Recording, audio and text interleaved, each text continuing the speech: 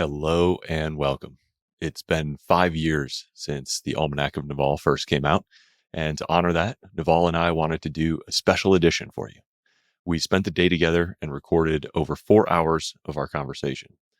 Now we're sharing that here with you, updating and expanding the key ideas in the book.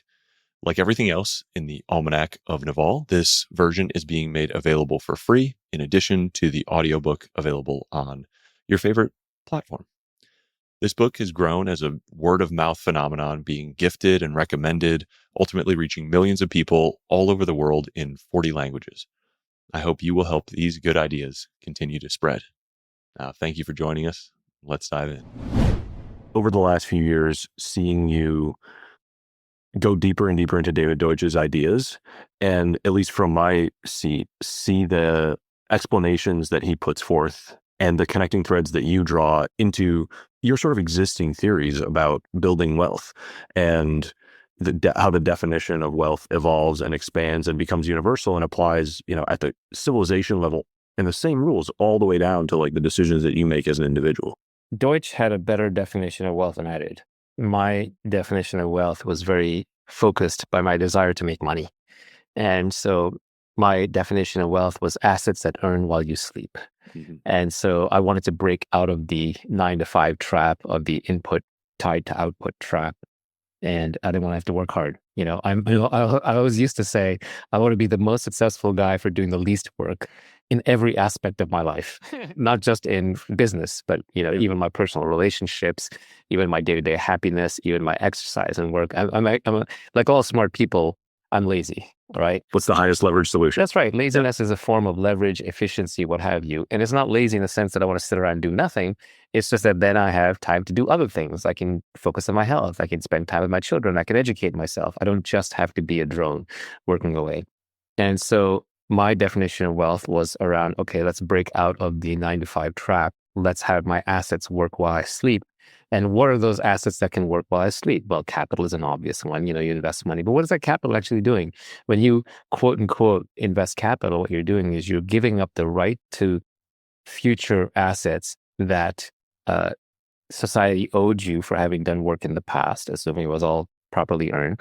And then you're giving that up so that businesses can employ people and use capital machinery to build new things.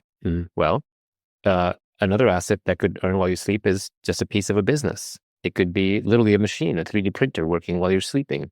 It could be a computer doing computation. It could be a GPU cluster computing the next AI model. It could be a organization, a process of people who are operating a certain way, and you kind of check in and make sure the assembly and the goals and all of those pieces are correct. And some of them are working in different time zones at different hours. Could be intellectual property. It could be intellectual property. It could be a piece of media that's out there that just continues to circulate. And people either pay for, or it gets you access or notoriety or something else. So exactly. So that was my definition of wealth. And I think it's a good practical definition of wealth if you're just trying to make money. See. But David Deutsch's definition of wealth is deeper and more philosophical. And it extends and scales really nicely all the way from a society or civilization down to a single individual. And his definition of wealth is the set of physical transformations that you can effect as in bring into existence. So an example of that would be, okay, well, if I have a lot of money stored up, then I have wealth because I can go buy a machine, and the machine could be as simple as a backhoe that's digging trenches or building houses, or it could be, I can hire people to go do something, or, et cetera. So there's definitely a huge stored capital component to it. But the bigger part of wealth is, again, it's a set of physical transformations that you can effect. And the vast majority of the capability to create physical transformations comes from technology. And it comes from leverage technology. Like 10 cavemen or 10 Paleolithic people wouldn't have the same ability to change things as 10 modern humans do. And that's because of knowledge. If you pay careful attention, you realize that knowledge is the big multiplier. It's not the capital. So this is one thing where Marx was completely wrong. One of the many reasons why Marxism completely fails, leave aside the obvious that it, wrong incentives, is that the value is not in the capital. It's not in the factories. It's in the knowledge. If you removed Elon Musk from SpaceX, you can't capture his wealth. It disappears because the knowledge just disappears. SpaceX is less valuable. It is not a pie to be divided up. It is a group of very intelligent people held together by a common mission who are continually affecting change, and you're funding them and betting on that. It's not a piece of gold that you can slice off a chunk and take it and then melt it down. Even that, by the way, doesn't have much value. Gold doesn't have much value. Gold is a pointer to actual value. It's just a scarce metal you can use to trade value.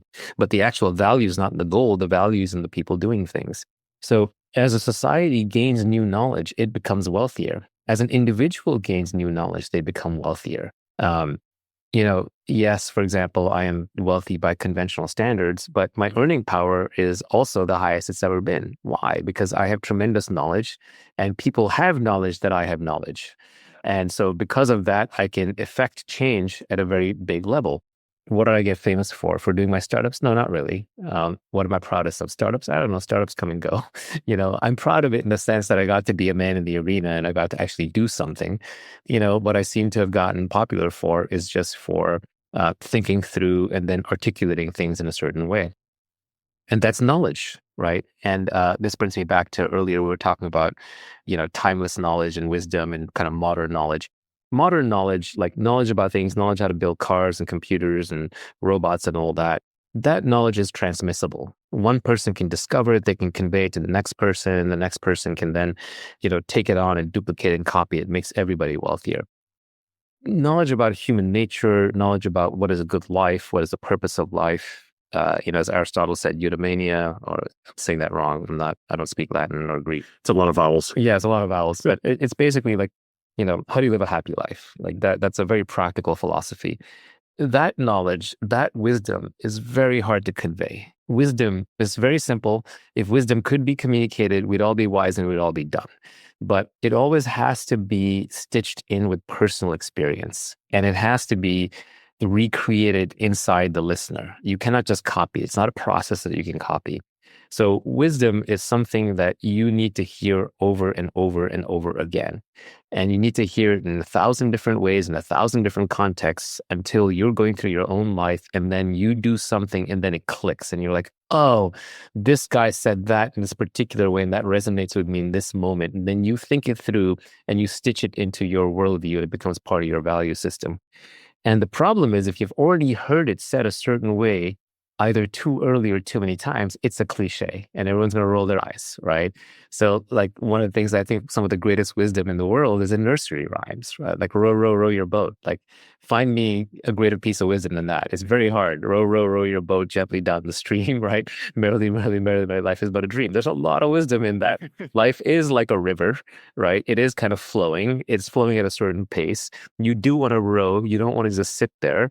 You want to be gentle about it. You don't want to splash around too hard. You want to keep a good attitude merrily. And life is a dream because the whole thing disappears and you're gone, right? So there's a lot of wisdom in there, and it's packaged in a clever way that it persists across time with rhyming, and you can convey children in simple words. But at the same time, if I gave that to you as wisdom in a book, you would just laugh because it's too cliched. It's too simple. You heard it too early, in some ways. Yeah, I feel like the Naval detractors, quote unquote, the most common criticism is like, oh, it's fortune cookie, or it's a cliche, or everybody knows that. And my response is like, that's Lindy. Like, yeah, the cliche is Lindy. All I'm trying to do there is, and I'm saying it mostly for myself. So even when I edit my tweets, because I think I'm more likely to remember it in a different way than I originally phrased it, is I'm trying to say something true in an interesting way. That's literally it. And even if the truth has been said before, and any truth about human nature has been said before, it is a repetition by definition. I don't mind repeating it because it's in an interesting way. And I just figured it out in such a way that it's going to stick with me. And maybe someone else there will figure it out in a way that'll stick with them when I say it this way. And more interestingly, maybe they'll say something back, which will cause me to reevaluate and expand what I just thought. And maybe I'll meet someone interesting. That's why I tweet. Yeah. And so anything having to do with any topic that is not brand new is going to be cliched. So if you want to only stick to brand new topics, what are you left with? Well, you're left with contemporary storytelling, like what did Kim Kardashian have for breakfast, or what policies Donald Trump fighting with the Supreme Court justice or whatever over today. To me, that stuff it's entertaining, but if that's all we're going to talk about, then please leave. Like, I don't find that additive to my life in any way. Yeah. Or we can talk about things that are new. We can talk about the latest breakthrough in an AI model, or we can talk about the latest way to do image generation, or we can talk about the latest like way that, people are building drones or what have you. But only a very, very small number of people are qualified to talk about that. They're not necessarily putting all those breakthroughs on Twitter, nor are you there to absorb deep technical information each time, nor can most of us tell apart what's real from what's not and what's hyping and what's fake. So I feel like if you're going to discuss anything important and timeless, you are absolutely going to run into cliches. Yeah. David Deutsch, the definition of wealth connected with the ethics of wealth creation. I think that was one, seeing the connections between knowledge, wealth, and ethical wealth creation was a huge unlock. Because I think that's maybe the biggest precursor that gets people stuck before even internalizing the rest of the ideas in the thread is like, if you don't believe ethical wealth creation is possible, you will reject the whole game. That's right. Yes, you will get bitter too early.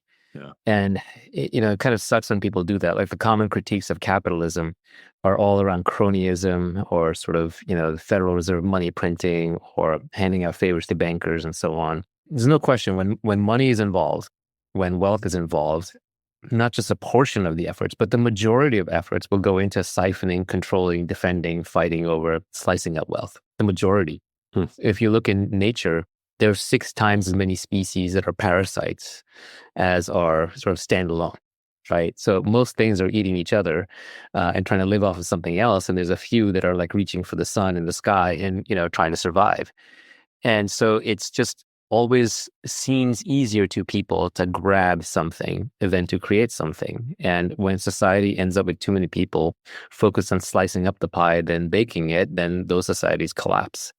And it's easy to be cynical. I mean, you watch the bank bailouts, you kind of watch, but I would argue none of that is free market capitalism. That is government intervention through and through, picking winners, picking losers, which is not to say that capitalism means everybody plays fair. What capitalism is, you come up with a minimum structured set of rules, the minimum viable, that allows people to play the fair game, where a lot of the energy that would get directed into stealing property or fighting each other gets channeled to creating property. So that's why the basis of capitalism is respect for private property. If I improve a piece of land, or if I create something, I can keep that improvement. And yes, you have to figure out how to deal with the externalities of pollution and with public goods and so on and so forth. But, basic free market capitalism figured that out to a pretty large extent and has been responsible for the greatest increase in wealth and human flourishing in history. And people forget that. They don't spend enough time looking at places where people are living on $1 a day or don't have the ability to protect private property. Like, those societies just melt down into full on just warfare. We don't think about like a capitalism quality score. That's right. That's what it should be. Like, the US is what, like one third or 40% now socialist, because that's how much is just GDP controlled by the government. And then there's by state, federal, and local governments. And then you've got another 20 or 30% that's just drawn by regulation, or it's in sectors like education and healthcare, which are basically quasi-government run. So even here, the private sector is quite small and shrinking. And it's just like, how much of a load can that carry before, people give up or they flee? Or actually, the failure case for the US is the best and brightest no longer immigrate here. So I do think, like, you can focus on all that. You can focus on the unfairness of that all. And you can melt down and break down right there. But at the same time, this is the greatest period for wealth creation in human history. There's more knowledge being created. There's more capital being created. There's more leverage being created than any other time. So if you're moderately intelligent and you're not afraid of working hard and you're flexible, you can do extremely well. And you kind of have to get it outside of your mind that the whole game is rigged. Yeah, it's just like, look, in life, there is a lot of luck. The fact that you even exist is luck. There's a lot of factors out of your control. But life is long. People are very consistent. Compounding does work. And you can rise past the luck just through sheer force of will and hard work. And if you don't believe in that, then yes, you're a cynic. And cynics, their beliefs are self-fulfilling. You will be stuck in the mud. However, people who are optimistic, willing to work hard, and willing to look past the unethical or luck-based nature of it all, they're the only ones who have a chance. And at least my experience is that those people do well on long time scales.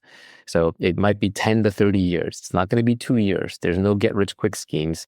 That's just someone selling you something. So on a long enough time scale, you can rise out of the muck, but it starts with believing that it's possible. If you don't think it's possible, then yes, it's impossible for you. And I think this is a common theme you will notice across the great entrepreneurs, that Steve Jobs and Elon Musk, they take on what they consider to be impossible tasks because they kind of look around, they say, well, if other people can do it, why can't I? So I think that mindset is super important. What I like about Deutsch also is that he has a very optimistic view on this. And it's not just a belief. He really does structure it in good explanations as to why human progress happens.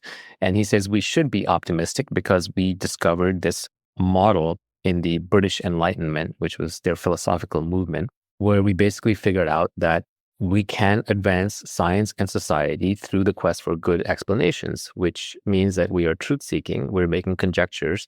Those conjectures are open to criticism. Every conjecture can be criticized. And then we hold them up to experiment. We test theories against each other. We find out what works, and whatever works, we circulate and promulgate to other people. And then we advance society forward. And he's shown that that is how we've been operating for the last few hundred years. And time periods like this have existed in the past, maybe during the Italian Renaissance, maybe during the Greek sort of Enlightenment age, maybe during the Industrial Revolution onwards. And we would be foolish to lose that or extinguish that, by being anti-rational or saying there's no such thing as truth, or by giving up the quest for good explanations, by banning criticism. That's, what censorship does. Or by believing that certain people, like, big science always has the answers. So there is reason to be optimistic as long as we don't let go of this method of advancing. And this method of conjecture and criticism leading to good explanations is the real scientific method. We get taught the scientific method when we're kids. That's not really how it works. That's like a very idealized fiction test tube laboratory version. But the reality is that under the right circumstances, given the right freedoms, we're constantly scientific about everything in our lives. Every person is trying to improve their life. So everyone who cares about being healthy and fit is a little scientist running all the different experiments of which kind of diet works for me, which kind of exercise works for me. And, they're constantly making new hypotheses. They're hearing new hypotheses. They're trying new things. They're seeing what worked and what didn't. So they're doing the same thing in their own way. And all truth-seeking systems work this way. So in science, you can call it conjecture and criticism. In technology and business, you can call it, innovation and just the companies going out of business, right? Companies create things, and the ones that fail go out of business. In evolution, you can call it, mutation. The genes mutate, and then selection. The ones that didn't cut it are literally removed from the gene pool. But all truth-seeking systems work this way, which is we make conjectures, either random conjectures like in mutation, or deliberate conjectures like in science or through technology innovation or business innovation. And then there is a filtering process. And even Taleb talks about this in a completely different way. He has this whole skin in the game thing. And skin in the game isn't just merely, oh, I have my own money at stake. Skin in the game is I get cut out over time if I don't succeed. If I take risk, I should bear the risk. That's what he considers bad capitalism, when other people bear your risk. That's what banksters do. Good capitalism is when I take a risk and then I bear the consequences or the rewards of that risk, which is why, to Taleb, the most ethical thing you can do is be a risk taker. You be an entrepreneur. You go and you bear risk. Don't pass it off to other people or to society.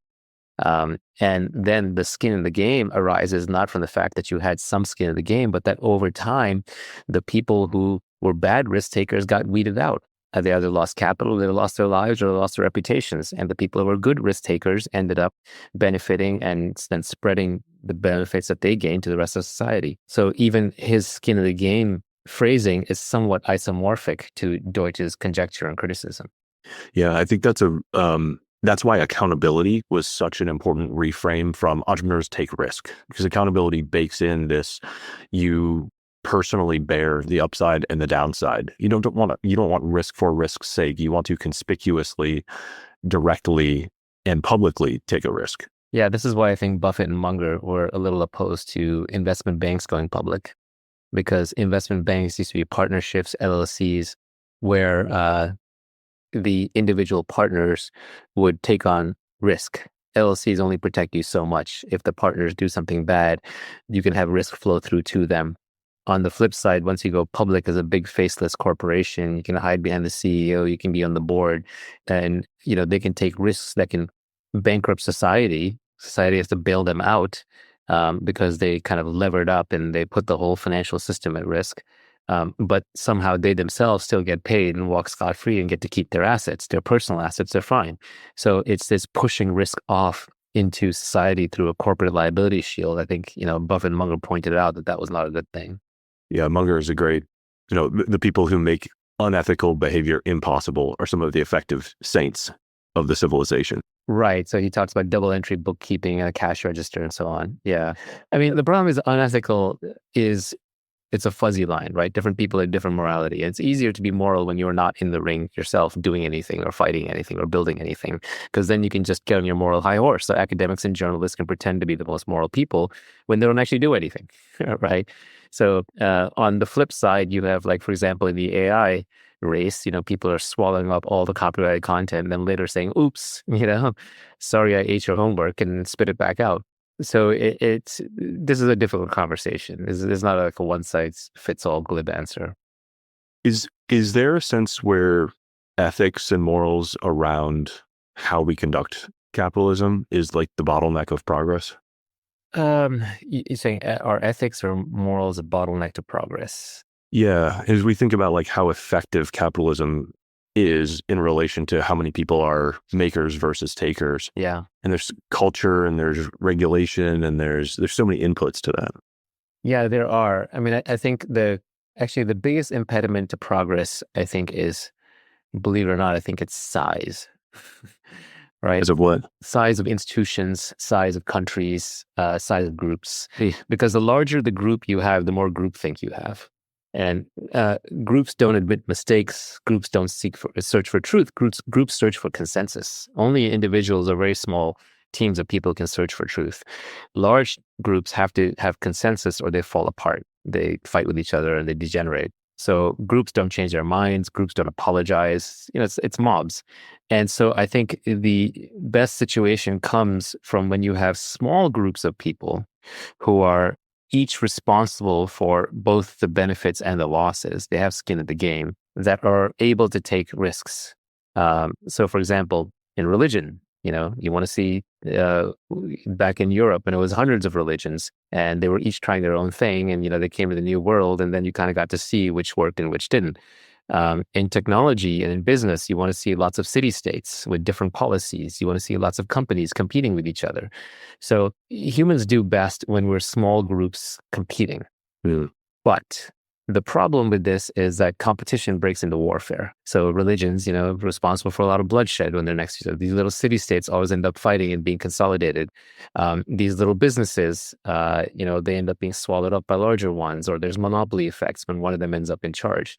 So an ideal society really understands how to federalize, how to create lots and lots of small competing, but not in a physical kinetic competition, but in a virtual competition, figures out how to harness all of that energy, that competitive energy, to create great things.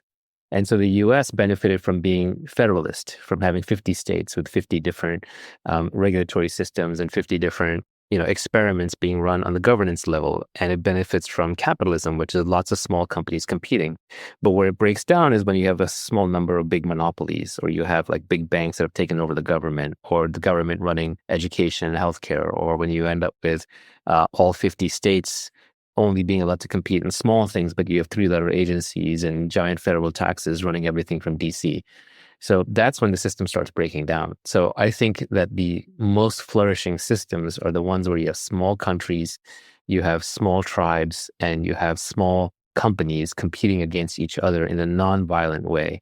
And the whole trick is, how do you keep them each sovereign and from not making it kinetic and overrunning each other physically. To me, that would be the most moral system, because you can't get us all to agree on what's moral and what's ethical, right? That's an impossible thing. That's why the whole AI alignment thing is a joke. We can't even align humans. How are we going to align AIs? All AI alignment really boils down to his practice is the owner or inventor or creator of that AI, wants to put on a leash and tell it what to do. Yeah, it's very easy to be sort of aligned with people when we have a focus only on what we ourselves and what we control and decisions that we make for ourselves. But as soon as I think it's morally and ethically necessary to control what you do, now all of a sudden we have a real disagreement about morals and ethics. That's right. There's incentive alignment, which is, I can give you equity in the same business, and then we're incentive aligned, although you may still choose to ignore that incentive and do something different. But really, all other forms of alignment tend to boil down to coercion, right? Maybe we're aligned because we're part of the same religion, we're part of the same tribe, we live in the same household, we're doing the same business together. But the moment you're talking about aligning strangers who don't live next to each other, that don't have kinship, I think the only way you can align them is by clubbing one of them until they pay, they listen. That's just authoritarianism. That's just force. That's violence. That's warfare, which undergirds everything. Like, society runs on this thin veneer of civilization, but ultimately underneath, the people with the guns are always in charge. And sometimes they forget it for a decade or 2 decades at a time.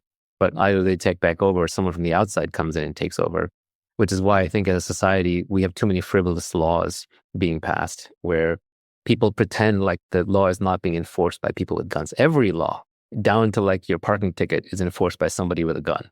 Because if you don't pay that parking ticket, then they're going to summon you to court. And then if you don't go to court, then they're going to send somebody to your house. And if you don't answer that, then they'll put out a warrant for your arrest. And if you don't turn yourself in, then people with guns will come after you. So at the end of the day, if you just follow that down, it's amazing how few people seem to realize this, but everything is enforced by people with guns. And then those people with guns, you're giving them guns and telling them to enforce laws. And of course, it's human nature, especially as that organization becomes larger. They will start enforcing it preferentially. They'll enforce it a little bit harder against their enemies and a little bit softer against their friends. It's like that South American dictator who famously said, for my friends, everything; for my enemies, the law, right? Because the law is just whatever the biggest gang agrees upon. And as a society, we've become very disconnected for that, especially in modern democracies where people who don't have any physical power or any stake in the system are voting to control people who do have physical power. It creates an unstable situation. And we might end up in a situation where, well, I don't know. This is actually a very interesting question. Do we end up with more city-states in the future? Do we end up with more small dictatorships or small kinships of organized people with weapons carving out little fiefdoms? Or do we ossify into a small number of very large states? In my mind, there's nothing worse than a global government, like a single government running everything, because it's a one-size-fits-all. It's a panopticon, and it's much more likely to end up like, China or Russia kind of control them, the truly democratic republic. And even because democracies have a habit of electing dictators, and that's a one-way street. I want to see if we can play with some of the David Deutsch ideas in a business and judgment context, right? Mm-hmm. If good explanations are hard to vary, are good products hard to vary? Absolutely. Good products are hard to vary. So hard to vary means that you can't change the details without the thing breaking or falling apart or no longer being a good explanation. So one of the ways you recognize them is you look back at the explanation and you say, well, how could it have been otherwise? There's no other thing which would have fit all the facts. It's like when you put a puzzle piece in the right spot in a puzzle, like, oh, of course it had to be that one because no other piece will fit if it doesn't have this piece and this part jutting out and this hole over here. So the same way, good products are hard to vary. So if you look at an iPhone, for example, it's hard to change the characteristics of the iPhone without breaking what makes it great. And in fact, their original form factor, when they launched, I think it was in 2007, is still quite similar to the form factor today. It hasn't really changed, right? They nailed the basic form factor, same way with like the laptop form factor, right? It still hasn't changed back from the original days. So good products are very hard to vary. They do have a very unique set of interlocking parts that then allows them to be greater than the whole. There's this concept in complexity theory called emergence.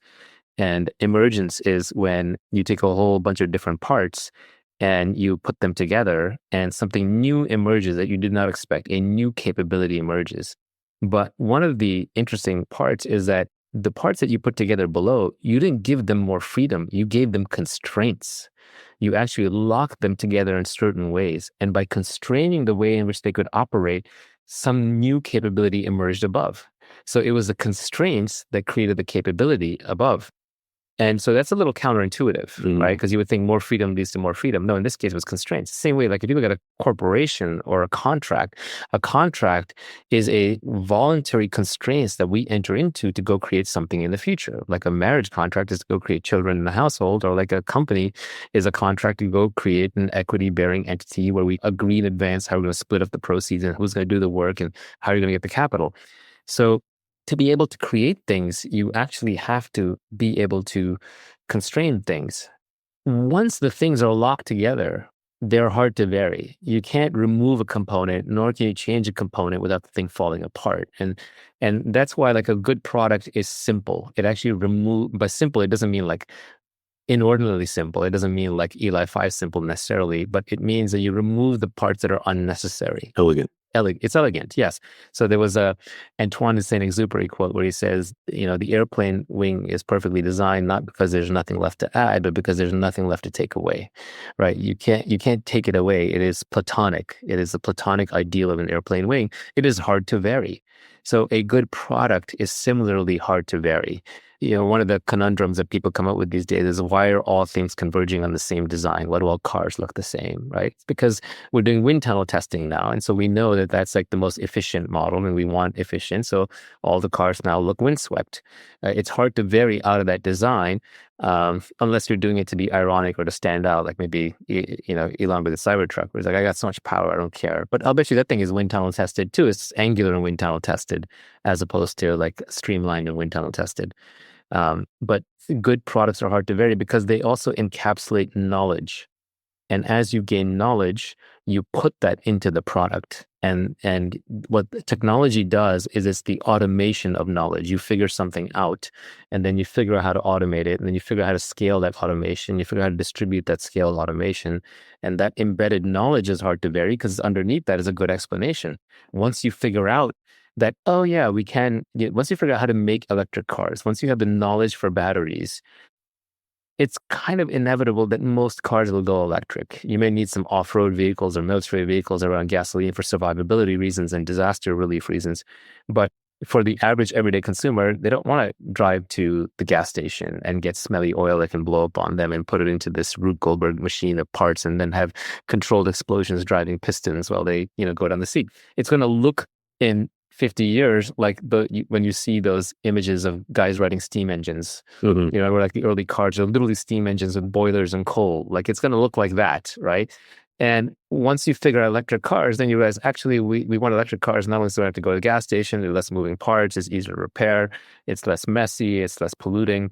But also because if you want to have self-driving cars, then electric cars do better because it's much easier for a car to recharge itself than it is for it to refuel itself.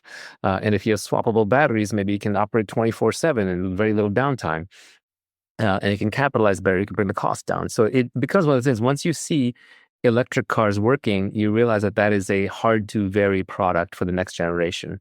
And so I think all good products have this characteristic. In a sense, if you're selling multiple versions of your product, you better have a really good reason for that. Like a really good reason for that. Well, that gets to the other one, which is good products have a surprising reach. Absolutely. The great products, just like good explanations, they can reach to lots of applications that you never thought of. Steve Jobs and crew never sat around with the iPhone or the iPad saying, oh, this will be great for, Exxon and companies doing oil work because there's a cool app for them for like figuring out their logistics and workflow and tracking. No, they don't go to that level. Or a more relevant example might be when the iPhone came along, the BlackBerry was entrenched in enterprise, and Steve Ballmer, God bless him, made fun of the iPhone for not having a keyboard. Steve Ballmer did lots of things right, so I hate to pick him out. I mean, he did very well for Microsoft and for himself, so maybe I won't call him out as much. But there were people who basically said, well, the BlackBerry is a keyboard, and the enterprise will never tolerate a phone without a keyboard. And what they didn't account for is that there's so many things solved by not having a keyboard, by having the multi-touch and by having a great screen and a software keyboard. And nowadays is voice. Like nowadays, the last thing you want to do is add a keyboard to a phone. It's all going voice-based thanks to AI. That once you've built that product, it has reach. And once it reaches into every consumer's pocket, well, those consumers bring those products to work. And they're like, why am I using a BlackBerry at work and I'm using an iPhone at home? And the iPhone is so much better. And the knowledge, this is the Deutsch definition, knowledge is a thing that stays persistent in the environment. It replicates itself in the environment. Genes that are encode proper knowledge and how to adapt into the environment, they replicate. Those genes get passed down. Genes that are incorrect, that are false, they do not replicate in the environment. They get weeded out of the gene pool. The same is true of ideas. If I give you an idea for how to make money, or if I give you even a general principle, or I give you a specific thing to go out and do, and it fails, you're not going to keep that knowledge. You're not going to spread that knowledge. So knowledge is persistent in the environment. And once you've created knowledge, and once the knowledge of multi-touch screens was created, then the knowledge of keyboards was obsolete, at least in that context. And the BlackBerrys got replaced by iPhones when people who brought their iPhones in from home and would use them at work instead of using BlackBerrys, and the IT guys got outvoted because ultimately they're there to provide a service to the rest of the company and not to run the company. And then also technology has deeply winner-take-all network effects. All technology does. It just is more obvious in some cases than others. Like something like a Facebook or a WhatsApp has an extremely visible network effect. Apple does too because they developer platforms. But even things like Amazon, which you would have thought would not have a network effect. Back in the day, we thought there'd be zillions of e-commerce stores involved in a death struggle to the bottom. Turns out it's not the case. Turns out there's one huge winner, and just like the internet does, which is it has one huge winner for everything, and then it has a long tail of very small players, but it destroys the middle. It destroys the mediocre middle, which was relying on geography or regulations to survive. They get blown away by the mega aggregator and then by a long tail. But all of technology has network effects and has scale economies. So the best product gets to amortize its development over the largest user base. And so it has the most things thought through, it has the most support, it has the most latest bleeding edge technology. It doesn't matter how rich you are. You can't buy a better phone. There's no amount of money you can spend to buy a better phone, the latest iPhone, the latest Android phone. Like that's it, right? We all have access to the same phone because there is an R&D budget of hundreds of billions of dollars that has gone into the smartphone supply chain and into the current smartphone designs. So if you're rich, all you can do is you can like encrust it with diamonds in a kind of a sad attempt to look special, but you really just look like an idiot. Or it's like cars, like really expensive cars are not better. They're just weirder. I don't think there's a better car on the planet today than probably the Tesla Model Y. That's 2025. Like objectively speaking, if you look at all the things that it does that other cars don't do, it's kind of the all-around best car. You can't spend $1 million to buy a better car. You can just spend $1 million to buy a goofier car or a weirder car. More extreme variables. More extreme, and then you're just showing yourself as someone who's goofy and weird and trying to signal for status. And there's no worse way to signal status than to be shown as trying to buy status. I have this theory that as humans, we're always searching for something perfect and permanent because that's the opposite of the life that we have, which is an imperfect and impermanent life. And we can search for it in spirituality, the quest for God. We can search for it in science, which is the quest for the grand unified perfect theory of everything. There is analogs in art and beauty in the Sistine Chapel, trying to encapsulate something perfect for a long, long period of time. And so I feel like I personally want to focus on that. And there's a struggle because you also want to look at new things. The world is always moving and advancing, especially in the domain of things and objects and learning and technology and science. You want to look at the most recent things. You don't want to learn the science from 30 years ago. You want to learn the science that best we know today, and the same about technology. And that has practical value, knowing about AI or self-driving cars or robotics or what have you. So it's always good to know about what's moving quickly and is on the forefront of knowledge. But at the same time, you also want to study the timeless, and that's human nature. Human nature doesn't change. So there you want to rely upon the olden people. You want to read Schopenhauer and you want to read, the Tao Te Ching and so on because, or the Bible, because people don't change. And so with my tweets, I kind of struggle with, or even with writing, podcasting, thinking time that I spend, what I struggle with is I want to spend a lot of time on the timeless because that knowledge carries through the rest of my life. But I also want to spend time on the timely, which is the most modern stuff. Now, there I have to look for the modern stuff that's actually useful. It's actually the modern stuff about things. Like I want to know about AI. I want to know about self-driving cars. I want to know about robotics. I want to know about space travel and space exploration. I want to know about drones, but I don't want to know what, Kim Kardashian's doing today. Like that's useless knowledge. In fact, I don't even need to know any lessons in human nature from her and her interactions with other people, because those lessons have been written down better by Schopenhauer or Kant or someone like that in the past, right? Plato. So when it comes to philosophy and human nature, that's timeless material. It's worth learning. It's somewhat cliched in the sense that we can get into what cliche is, but it's somewhat cliched. But at the same time, it's very important to absorb because these are the deepest guiding principles. Philosophy is kind of the study of how to live a good life. I think Aristotle called it eudaimonia or something like that. Probably saying the word wrong. But that's worth studying. But at the same time, it's worth studying the ultra-modern, most recent stuff when it comes to the world of science and technology and things. At least for our book, our work, for our writing, I don't like putting timely things in there. And the trap is timely things that have nothing to do with knowledge of how things work, but rather knowledge of people or just gossip or news. I think a lot of people have said this. Taleb most recently that, to see how worthless the news is, just read yesterday's newspaper, right? What's the half-life of the information that you're consuming? How long will it be relevant in the future is predominantly based on how long has it been relevant in the past. Yeah, and this ties into a little bit with Deutsch's work, which is, he'll say, a good explanation. One of the ways it's a good explanation that is reach, and reach across space and time. So it applies to lots of things that you didn't expect. It explains things which you would think were out of its domain, or it was originally, that theory was postulated to explain a local thing, but it almost always ends up explaining a global thing. So for example, like in the axial tilt theory of the Earth, you might have come up with that to explain why there are seasons. But then the seasons flip when you go to the southern hemisphere, and you can't change that. You can't take the part of the theory that explains the seasons in the hemisphere in the northern hemisphere and then throw it out when you get to the southern hemisphere. That theory has deep reach or wide reach. So the best theories are deep and wide. And another completely different angle on the same thing is Jed McKenna. He has this, I don't know if you ever read Jed McKenna, but he's kind of this crazy, anonymous, enlightened dude, right? And he writes these really funny books, starting with Spiritual Enlightenment is the Damnedest Thing.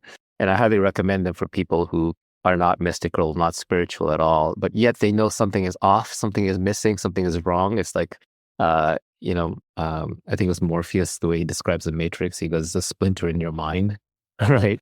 Do you feel like Neo? It's like a splinter in your mind. Yeah. So if you feel like there's a splinter in your mind, Jed McKenna is a good starting point.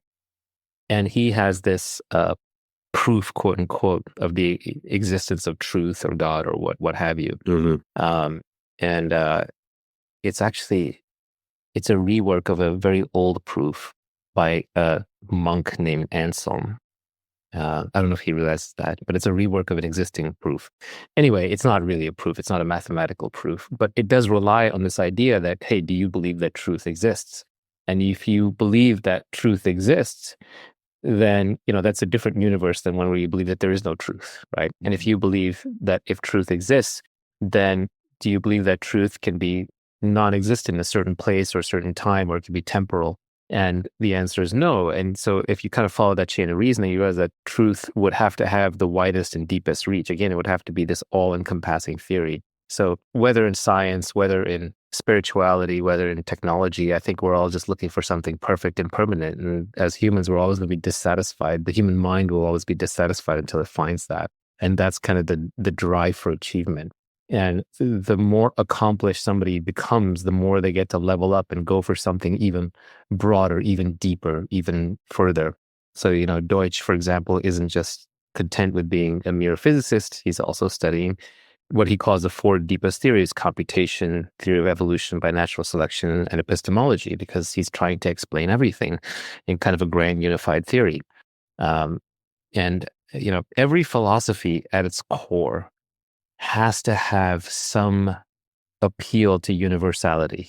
right, to like explaining everything. It's just kind of human nature. Even the whole current AGI craze, it's about like, oh, we're going to invent God. It's going to explain everything. This is the last technology. I don't know what it is about humans, but it keeps driving us towards that. Everybody wants a theory of everything. We're absolutists. Yeah, Marxism is kind of that, it's kind of like we're all equal, we're all the same, we're all consciousness, we're all just one. Obviously Marxism has lots of problems. I'm not going to sit here and critique Marxism all day long, although I would be happy to. But it is also that there's that universalist intent in there. So in a deep way, this quest for the answer to everything keeps seeping back into every endeavor of our lives. And whether you realize it or not, it's always like lurking underneath.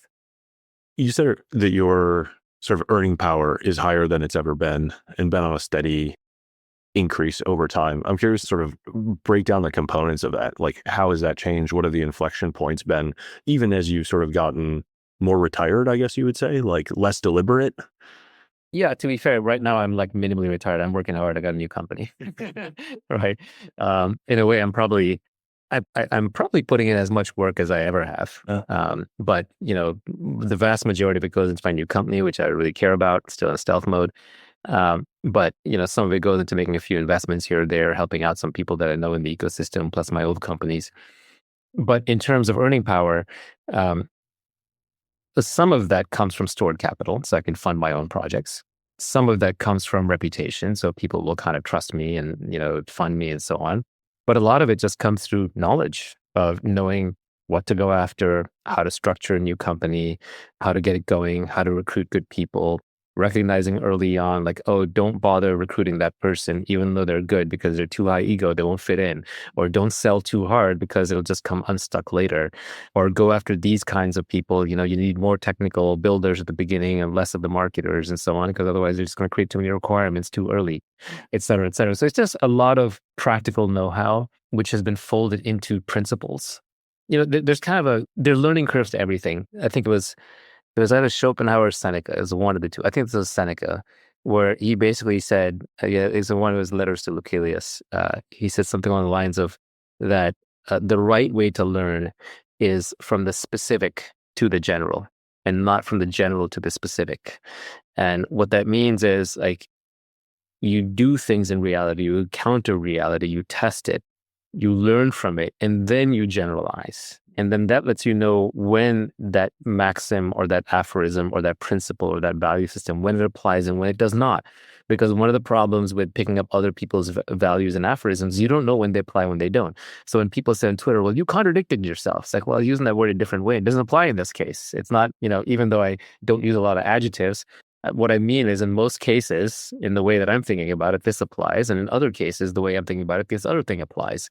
And I'm just giving myself a heuristic, which is not to be blindly followed. And these people are looking for math proofs. Yeah, right? You came in with the frame of the specific when you created the general. That's right. I created the general to help me navigate future specifics, but each situation is specific. So it may have multiple general things apply to it that compete, and one of them overrides, or multiple of them override. So that's how you go from the specific to the general. But the opposite is when you go to academia. You study too many things in school, you learn all these grand theories, and then out in the field, you're spouting theories, but you don't know which one applies where and when, or you've just learned the wrong theory for the current thing. And that's when you kind of end up as what Nassim Taleb says, an IYI, an intellectual yet idiot. And it's basically someone who's overeducated and underpracticed. So is the recipe for building judgment then the combination of like these heuristics, these maxims, these ideas, and the experience to plug in that sort of lights them up? Experience first. You got to do first. Another Talebism is, if you want to be a philosopher king, first be a king, right? First become a king. That's the harder one. And that's the one that'll make you, the process of becoming a king will turn you into a philosopher automatically. The process of becoming a philosopher will take you further from being a king. And you won't be a very useful philosopher either. By the way, no hard and fast rules. There are people who didn't do a lot, practically speaking, that were incredible philosophers, but they're very, very, very rare. But yeah, I mean, you want to be in the arena. Like, for example, Elon, I know you're working a book about him, and he has general principles, but those principles come from doing things. He knows the value, for example, of speed, right? Elon is famous for how fast he does things and how he gets the cycle time of things down. And that is a core principle for him. And he has a lot of detailed implementations of what that means practically about, okay, engineers get to set their own requirements. You always unblock everything. You don't hide behind email. He has all kinds of, I'm sure, many, many heuristics in his head that derive from that big principle. Mhm. But if I just sat around in academia and somebody told me, yeah, speed is everything, go with speed, I'd just be kind of idiotic about it. I'd just be running around hyperventilating all the time. I wouldn't know how to apply it. So again, life is lived in the arena. You have to do the things to learn the things. It's a mistake to just learn and not do. When I was a kid, I was a big fan of reading, and I used to read a lot. I mean, I read hundreds, maybe thousands of books. I've lost count. And most books, I pick the books and I'll read them and I'll be like, oh shit, I read this book 10 years ago. I just forgot about it. And I'm like 2/3 of the way through the book before I remember, because I have a terrible memory for things that don't really stick with me, or things that aren't incredibly useful. And I used to be proud of that fact. And now I realize actually most of my reading was worthless. It was all academic book knowledge. A lot of it was just fiction. And these days I read less, but I read very deliberately. I read because I'm really interested in something and I'm trying to learn something, or I'm trying to figure something out. And I'll read small amounts and then I'll think a lot. So I'll use that reading as more of a way to spark my own thinking rather than just kind of taking in things from other people and then regurgitating them back later. Like a lot of Taleb doesn't stick with me. Like, for example, his anti-fragile thing doesn't really stick with me because I can't find that many actual examples in my life where I can apply true anti-fragility. Because true anti-fragility is not just resilience, it's that you actually get stronger through adversity. And yes, I can see some cases of that, like, hormetic effects when you're, weightlifting. But there are a lot of cases where I don't find a practical application of anti-fragility. But I get why Taleb does it. Like his entire investing strategy is anti-fragile. The system collapses, he makes more. Or it's just volatility in the system, he makes more.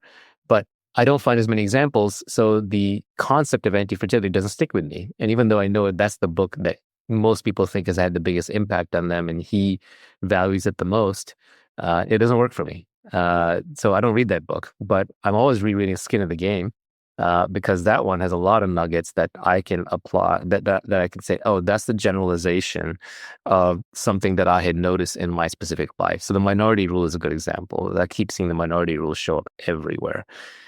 So you do need the practical applications in your life. You have to do so. Even to the extent today that I want to become smarter and wiser, that means I have to work. Yeah, I was going to say you're continuously injecting experience and principle. Correct. Yeah. You start with experience. You start with specific knowledge. Then that specific knowledge turns into more generalized knowledge. Then you can take that and turn it into values, which are, or you tie it into your existing values. It improves your judgment. And I think ultimately in this age of infinite leverage, judgment is the most important thing. Like if you knew where to navigate, people will pay you for that. The captain of a ship is chosen based on his ability to get the team together and tell them where we're going, inspire them to go there. But where to go is the most important part. If you have two candidates for CEO of Apple, right, most valuable company in the world currently, maybe it's NVIDIA, but whatever. You have two candidates for the CEO of the company, and one is right 80% of the time, and one is right 85% of the time, and the company's worth trillions of dollars. Who are you going to put in charge? You'll pay that guy who's right 85% of the time a lot more. Like you'll pay him billions of dollars more per year because he's steering a multi-trillion-dollar ship, and the direction matters more than any other single thing. And then finally, I would say that judgment is really important. Judgment comes through experience and reflection. So you experience things, you have honest reflection about those things, and you build your judgment. And then at some point, your judgment becomes so good that you cannot even explain it or articulate it anymore. So there's a point early on where you don't know what to do, and you have to rationally think through what to do, and you take feedback. Eventually, you get so good at making the decisions that you don't go to other people. Yes, you can get a little bit of feedback to inform your judgment, but you know that you're in the best position to make up your mind. So you exercise the judgment and you can articulate to other people, why did I do that? But there comes a point where your judgment is so good that you can't even articulate it. And that's when it's called taste, right? When you're just like, it doesn't feel right to me, right? This is just the way we should do it. This is the way I want to do it, right? But at that point, it's taste. And people who have gotten to that point, like the Rick Rubins of the world, where they have really good taste, or the Steve Jobs of the world, I think those are the people who are the most creative and create the greatest works of art and business because they have really good taste. Like, I think I would guess that Musk, for example, on SpaceX, he has taste.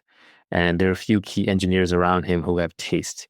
If you look at the leading AI labs and you kind of see the tweet threads from some of the researchers there when they care to talk about how they're choosing which experiments to run, which ones not to run, it boils down to taste. They have taste about like, I'm going to throw thousands of GPUs at this for hundreds of hours and spend lots of money and probably wind up in nothing. But my intuition, my taste tells me, my developed intuition, which is my taste, tells me whether to try it out or not. Yeah, you had a tweet. It takes time to develop your gut, but once it's developed, don't listen to anything else. Exactly. Yeah. And this is just another way of saying taste. It's your gut feel. And it can be around people. Older people have very good judgment about other people because the one thing that we are always all gaining experiences in human interaction. No matter what we're doing, we're interacting with other people. So we're building up experience about who to work with and who to trust and who not to trust and who not to work with. And that ends up your gut feel. And so as you get older, you got to trust your gut feel. Does your investing now primarily feel like taste? Yes. Yeah, almost entirely. I hate articulating it. And a lot of times, I'll pass on things now. It's not just taste on the company. It's an understanding of my own tastes in the sense of what I like and what I don't. So there's a lot of companies now that I don't invest in where I will pass up on the investment because I don't want to take a walk with the founder. I didn't learn anything. Or I am just genuinely not interested in the category. I'm not curious about it. I'm not going to stay up late reading about it or thinking about it. So it's going to feel like a chore. Or it could just be like, I've got one short life on this earth. Do I want to be associated with this way of making money? Probably not. There are other ways to make money. So obviously that's a post-wealth problem or post-wealth taste. So it's not just taste about the business. It's also an understanding of what it is that I value, how I want to spend my time, what I want my legacy to look like, what am I going to be proud of, what am I going to learn from. And again, this is back to an effort to being lazy. And lazy means not working, and not working means not doing things you don't want to do.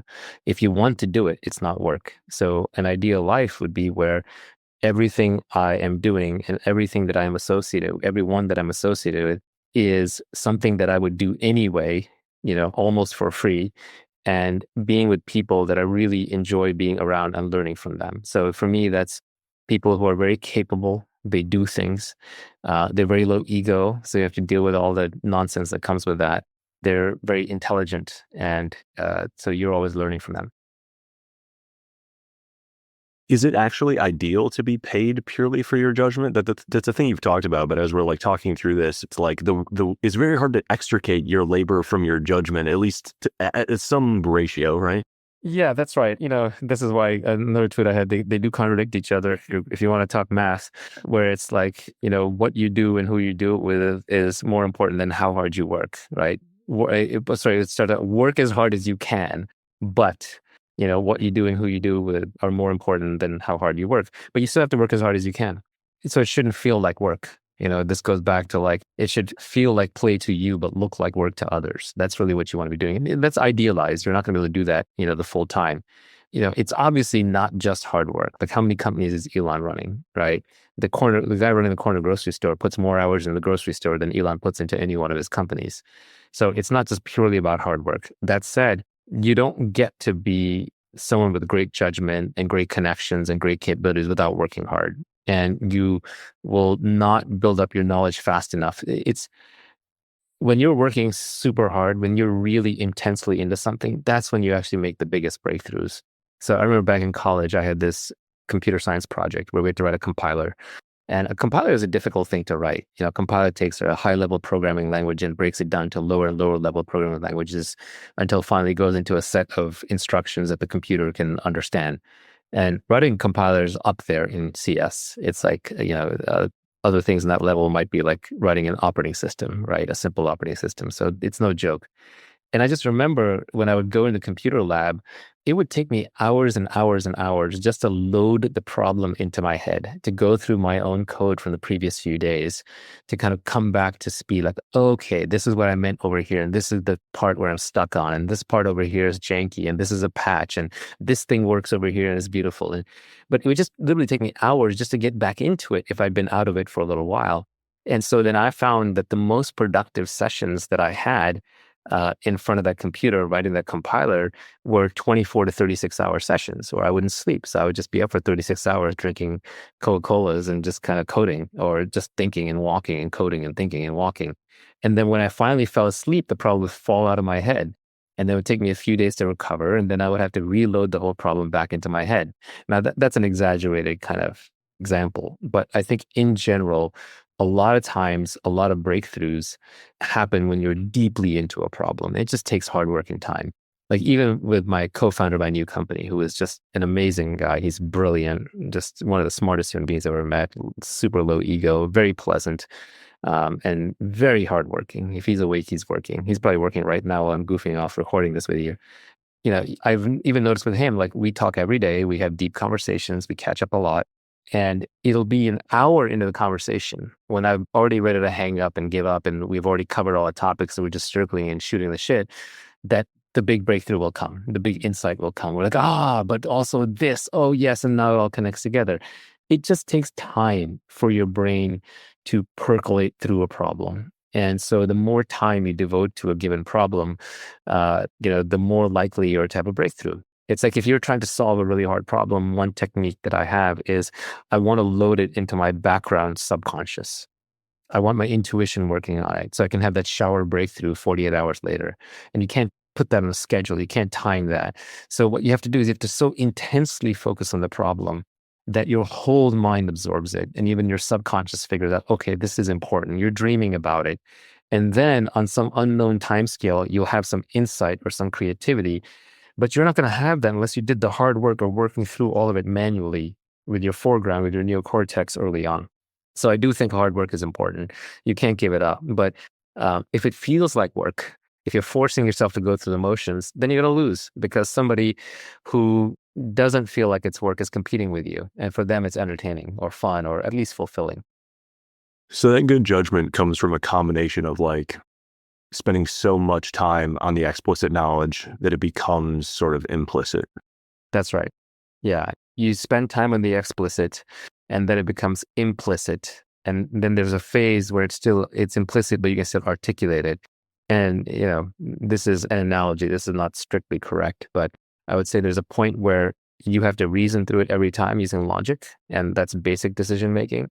And there's a part where your subconscious can kind of enter into it. And then I would say like now your judgment and developing taste.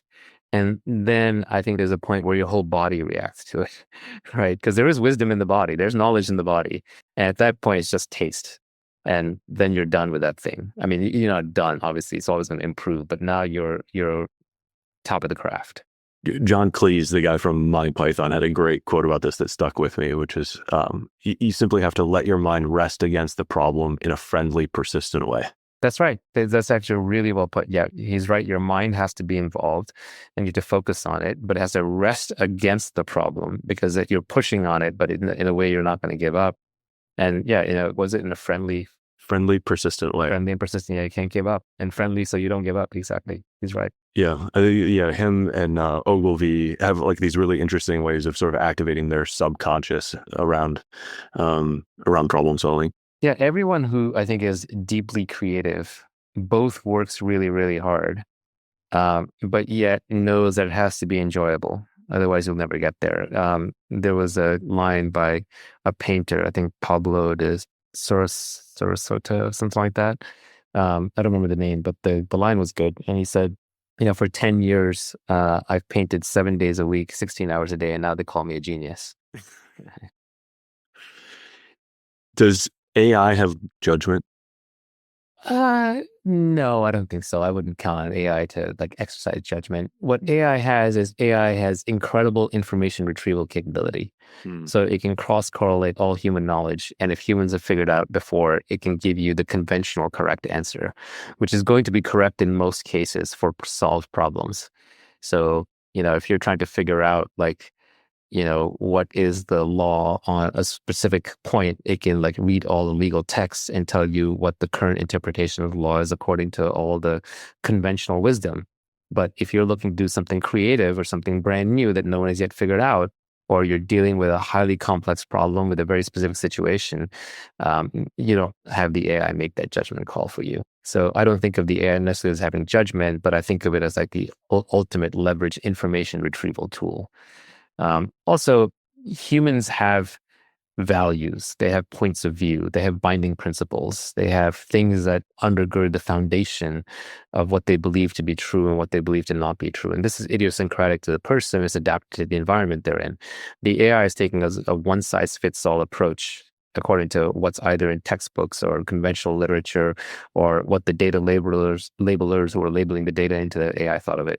I think AI just looks like magic to people because it's very hard to wrap into your mind what these incredibly huge data sets operating in all these highly mathematical dimensions are capable of. I mean, the amount of information they can retrieve and cross-correlate is just astounding. It's like if you ran a Google search every time and you read all top 1,000 results very carefully, and then you cross-correlated them and you were able to stitch them together. And you would make a few mistakes along the way, just like the AI does.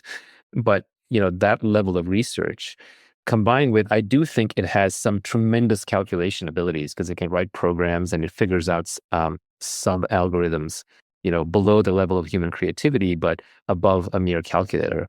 So I think the AIs are incredible shortcuts, but they're shortcuts to giving you answers to solve problems where you don't need a perfect answer. So one quip I heard was, AI is great when wrong answers are okay. Like you're not going to die because the answer is wrong. You're not going to lose a lot of money because the answer is wrong.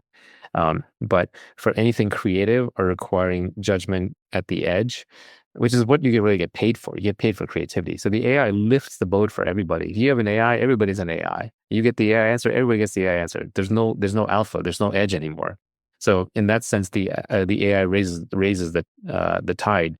And right now, you may get an edge because most people aren't using AI or aren't using it for a lot or they don't know how to use it well enough for bleeding edge problems. So again, like any piece of technology, if you're an early adopter, if you leverage it well, you're going to do extremely well. So this was my quip on Twitter that it's not that AI is going to replace software engineers, that AI is going to let software engineers replace everybody else. And I stand by that. Because software engineers, not because they're writing software, because software engineers are always using the latest tools. They're just structured, logical systems thinkers who are trying to build a system to solve a specific problem. And now, thanks to AI, they can solve more and more problems. They can make cars drive themselves. They can make robots walk around. They can make expert systems or AI systems that will make certain levels of decisions without humans having to be in the loop. And that just gives software engineers amazing leverage. So all the people saying that programming is dead, go learn art or the trades, they're idiots. They're just completely wrong. And software engineers are getting richer and more powerful than ever. And the most recent proof of that just popped up with Mark Zuckerberg paying $100 million packages to recruit individual machine learning engineers.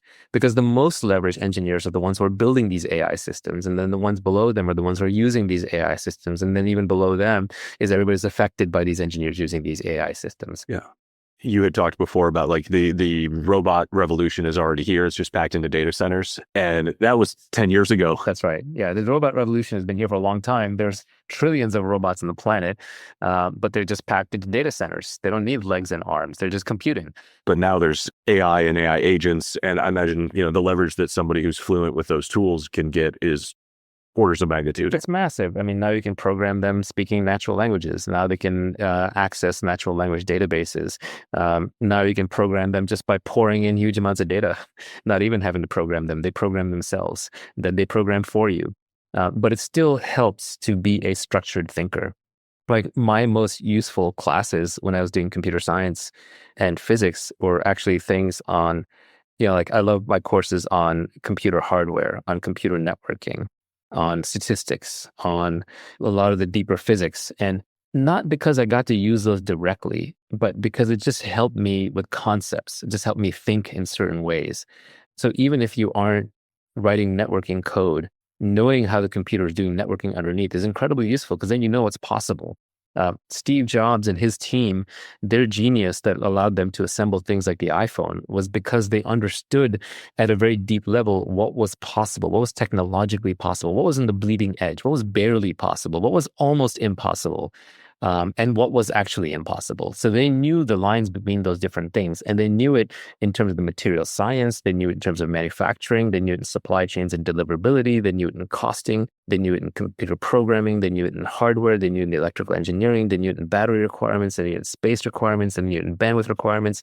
They had people who understood all these different pieces and could make the trade-offs to assemble this perfect jewel-like little smartphone that all of a sudden was a true personal computer in your pocket. And that's what made the iPhone great. I would argue the greatest product of the modern age is still the iPhone. I mean, I'm in awe of what they managed to do in AI, but if you just look at like the one device that every human craves and would not give up right now, at least this moment in time in 2025, if you went to people and said you can have one of anything you want, but if you don't take that thing, you can't have it at all, they would all take the iPhone. And the last product before that I think inspired that same level of desire was probably the MacBook. And before that, it was the Macintosh. So kudos to Apple, but they were the best product builders on the planet because they understood all the hard trade-offs deep down at the detailed technical levels. Even if you'd given Jobs and his team in AI to do all the vibe coding, and all the vibe design, they could not have built that good of a product without knowing deep down what is the abstraction that the AI was hiding, where was it making mistakes, what did it not understand, and how do all the pieces fit together, because they were truly creating something new. And if you're creating something new, you still need to understand everything down to the deep detail levels. It's just the AI, at least as currently structured in 2025, these modern AIs, they will take the drudgery out of it for you. If it's been done before, then, with a small hallucination rate, they can probably do it for you today. And they're getting better and better. So eventually, all the stuff that's been done before, you can have them do. But that's okay. You can't get paid in any meaningful way for things that have already been done before, nor should you want to be. It's incredibly boring. One of the things that, a good entrepreneur will tell you is they hate it when they're doing the same thing day in, day out. That shows that there's a failure of automation, a failure of imagination. So good entrepreneurs automate things. And that's why, by the way, there's no entrepreneur I've met who says, oh, AI is a bad thing. To an entrepreneur, it's a tool, it's an opportunity. Entrepreneurs are not scared of AIs replacing them, right? No entrepreneur is going to be replaced by an AI. They might be replaced by another entrepreneur who uses AI better, and they need to get good with AI, just like they need to get good with any tool. Entrepreneurs are not afraid of AI replacing them any more than they were afraid of MacBooks replacing them or AirPods replacing them. Or self-driving cars replacing them. It's just another opportunity. So my vision and belief and hope is that every human being wants to be creative. Every human being wants to control their own destiny. Every human being wants to make new things. Every human being wants to be engaged and challenged. And maybe it's too late for some people because they've given up, right, cynically. But I think certainly every child does. Every child starts out super creative. Every child starts out just wanting to alter their reality around them and to do new and delightful things. No child wants drudgery. No child has given up hope on day one. So I do think that newer generations will take advantage of these things. Yeah, I think, it's tempting for some people to see entrepreneur as a fixed class of people rather than something that everyone could aspire to be. And you said before, there are 7 billion people on the planet. I hope one day there are 7 billion companies. And I feel like a lot of the tools and structure, we're moving in that direction. It's a good thing. Happiness. I really like the frame of it being a highly personal skill that can be learned, like fitness or nutrition, or we talked about, wealth. And that really seems like a very common thread of your ideas, like the combination of foundational principles and personal application. Yeah, I mean, look, happiness it's one of those words that just means different things to different people. Some people say, I don't want to be happy. Other people will say, what do you mean? I'm naturally unhappy, or I'm naturally not happy. Everyone has an excuse or a reason or interpretation. It's such a personal topic. It's very hard for me to talk about. My latest thinking on it is like, there's no such thing as happiness. Right. And so I can give you 20 contradictory statements on it. Each one of them, either you'll dismiss as a cliche or absurdity, or it'll make you think. Hopefully it'll make you think. But my latest thinking on it is like, I don't really care about happiness, and I'm not even sure it really exists. Happiness is a construct of the mind. It's an idea. And you have thoughts that say, oh, I'm happy now. And then when those thoughts are gone, what's going on? Are you unhappy, or are you happy? there's nothing there, right? This is the old Buddhist thing of like no self, right? Mm. When you have a thought, that thought comes in, that thought claims to be the self, that thought emerges from somewhere, from an entity that we call the self that is very, very poorly defined. And when you look for it carefully, it's very hard to make out what the heck that thing is. So in that sense, happiness is just like the self. The self is itself is just a thought. So happiness is just a thought, and unhappiness is just a thought. And so you can have happy thoughts or you can have unhappy thoughts. And there's certain behaviors and mindsets that will lead towards more happy thoughts. And there are certain behaviors and mindsets that will lead to more unhappy thoughts. However, if you identify with the thought, if you're like, I am that thought, it's me having that thought, then at that moment, you've created a me that is happy while you're having that thought. And then when that thought disappears, there's no me there anymore, and there's no thought, and there's no happy. And then when the unhappy thought is there and you identify with it, then you've created a thought that I'm unhappy and I'm having unhappy thought, and that's me, and I'm unhappy. And then when that thought disappears, there's no one there, and there's no thought, and there's no unhappiness. And then that whole construct is created through thoughts that are kind of coming and going in your mind.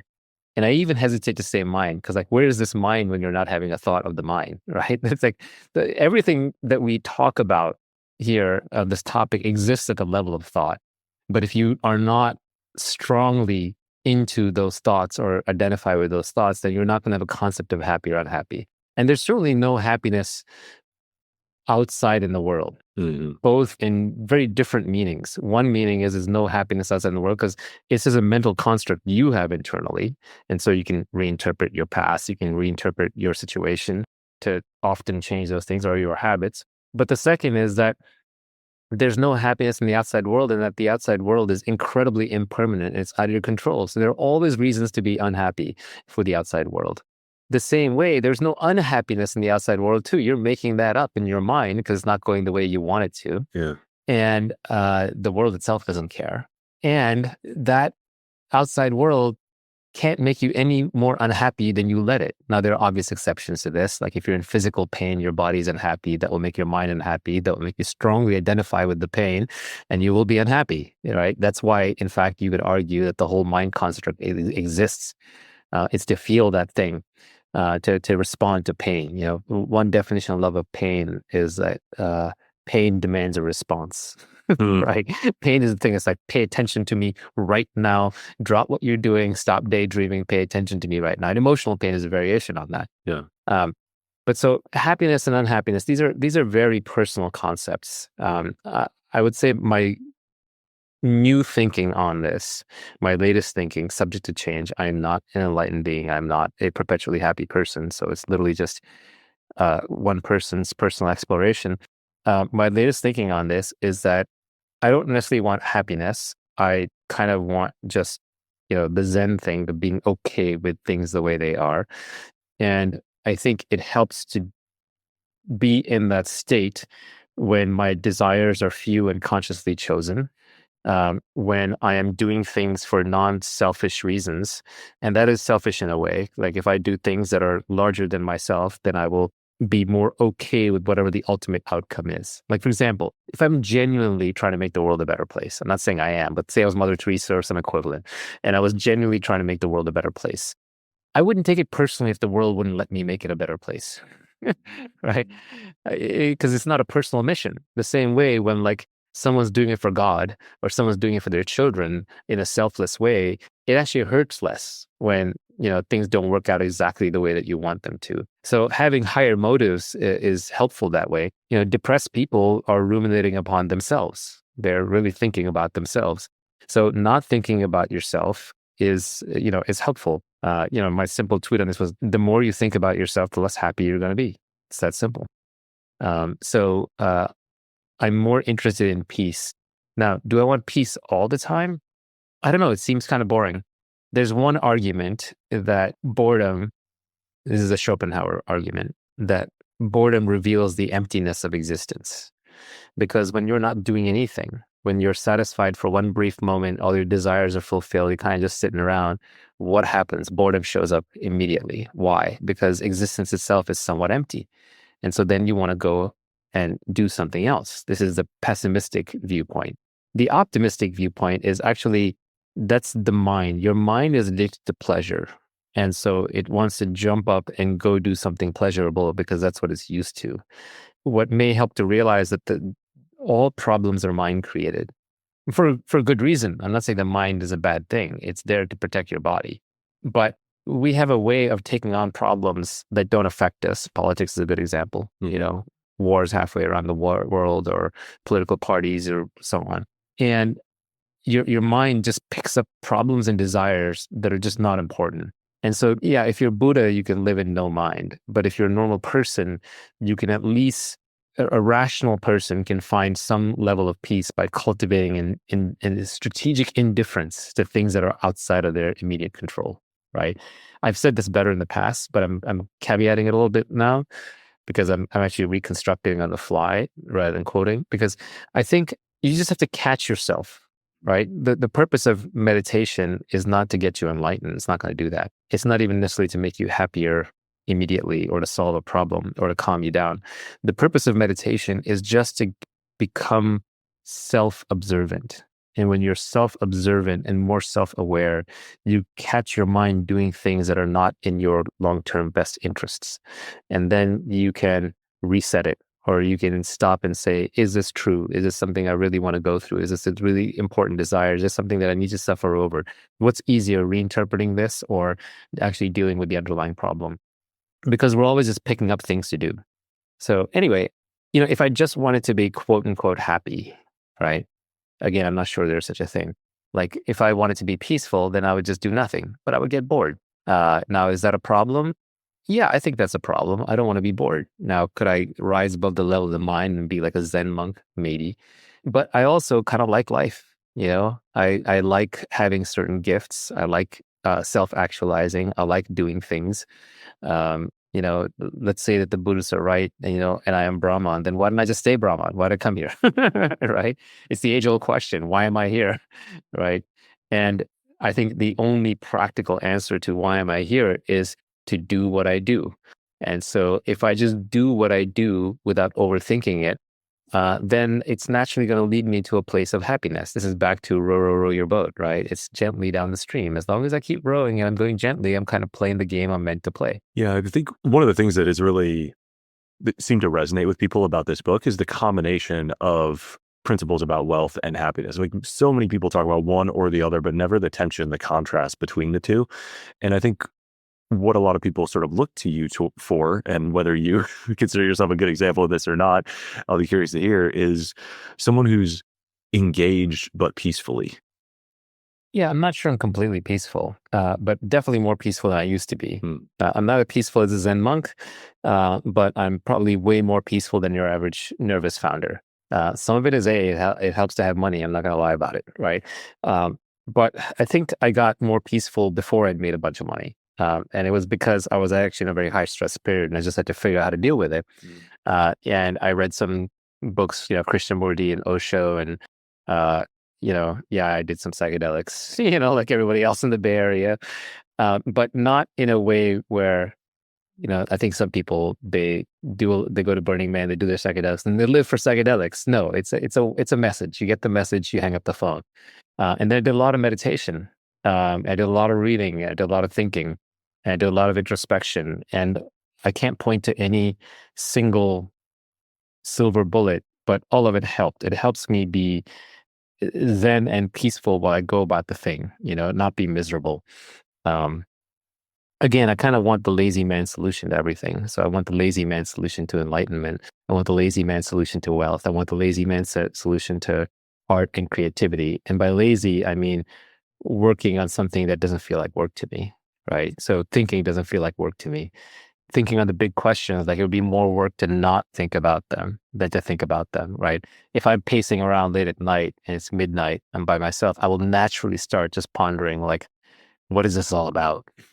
Why, how could you not be curious about your existence, right? And I think we all just give up. We're just like, oh yeah, okay. There was a point where I was curious about my existence. I got over that when I was a certain age. And now I'm just a monkey that's going to, do a bunch of things and then die. Well, I suppose it has fun. It depends whether you're having fun wrestling with those questions or whether you find them torturous. I think they're inevitable. I think everybody wrestles with them. It's just not popular to acknowledge it. I think, but the contribution that I made to Twitter was not by doing something unique, but by being one of the first to do it.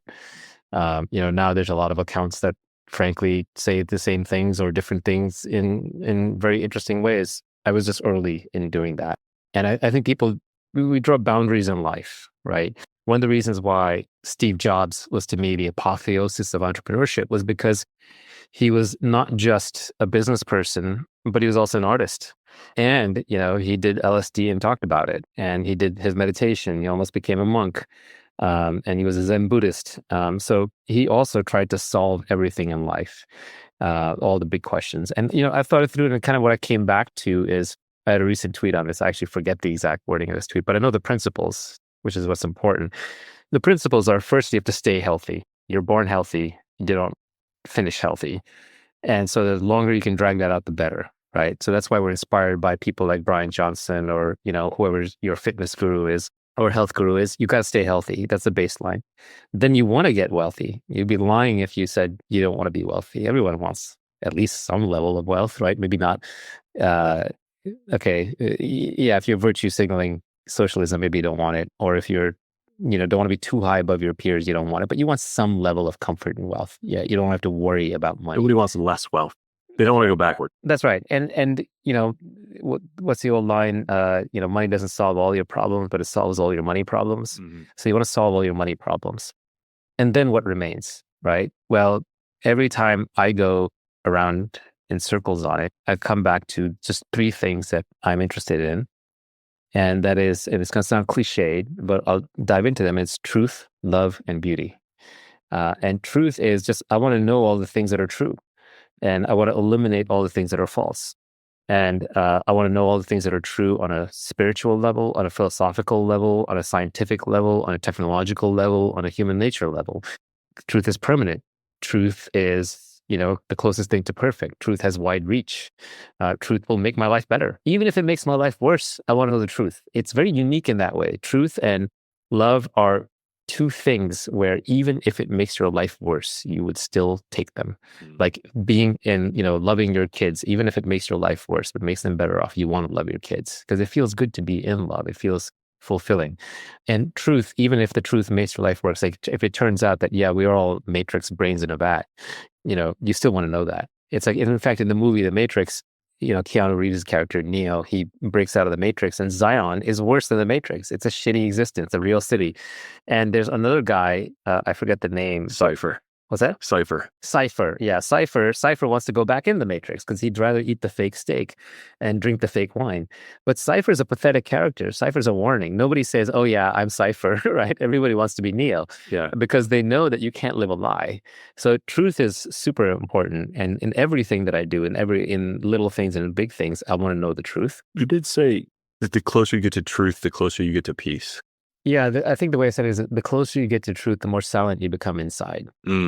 So, and that's deliberately chosen because when you know what is true, you suffer less and you spend less time ruminating about falsehoods. And most of the thoughts that are going through your mind are concerned with falsehoods. And the Buddhists would argue that the ultimate falsehood is a notion of the self, which is this very poorly defined partial physical, partial mental construct that somehow persists across thoughts.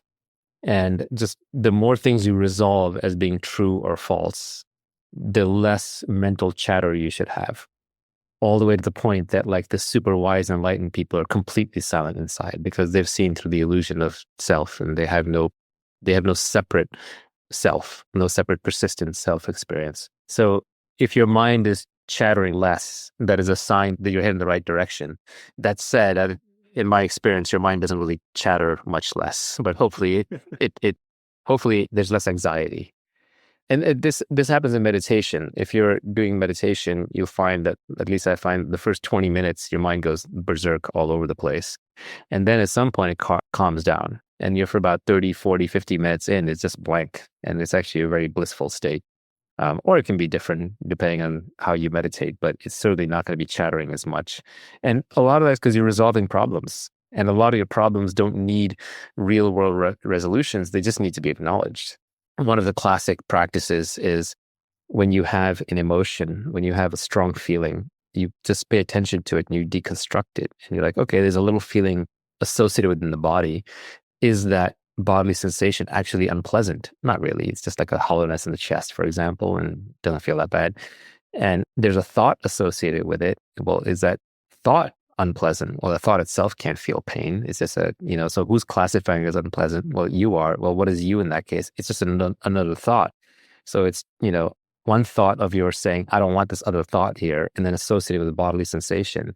But really, when you deconstruct it, you realize that unless there's an actual emergency, there's not a whole lot there.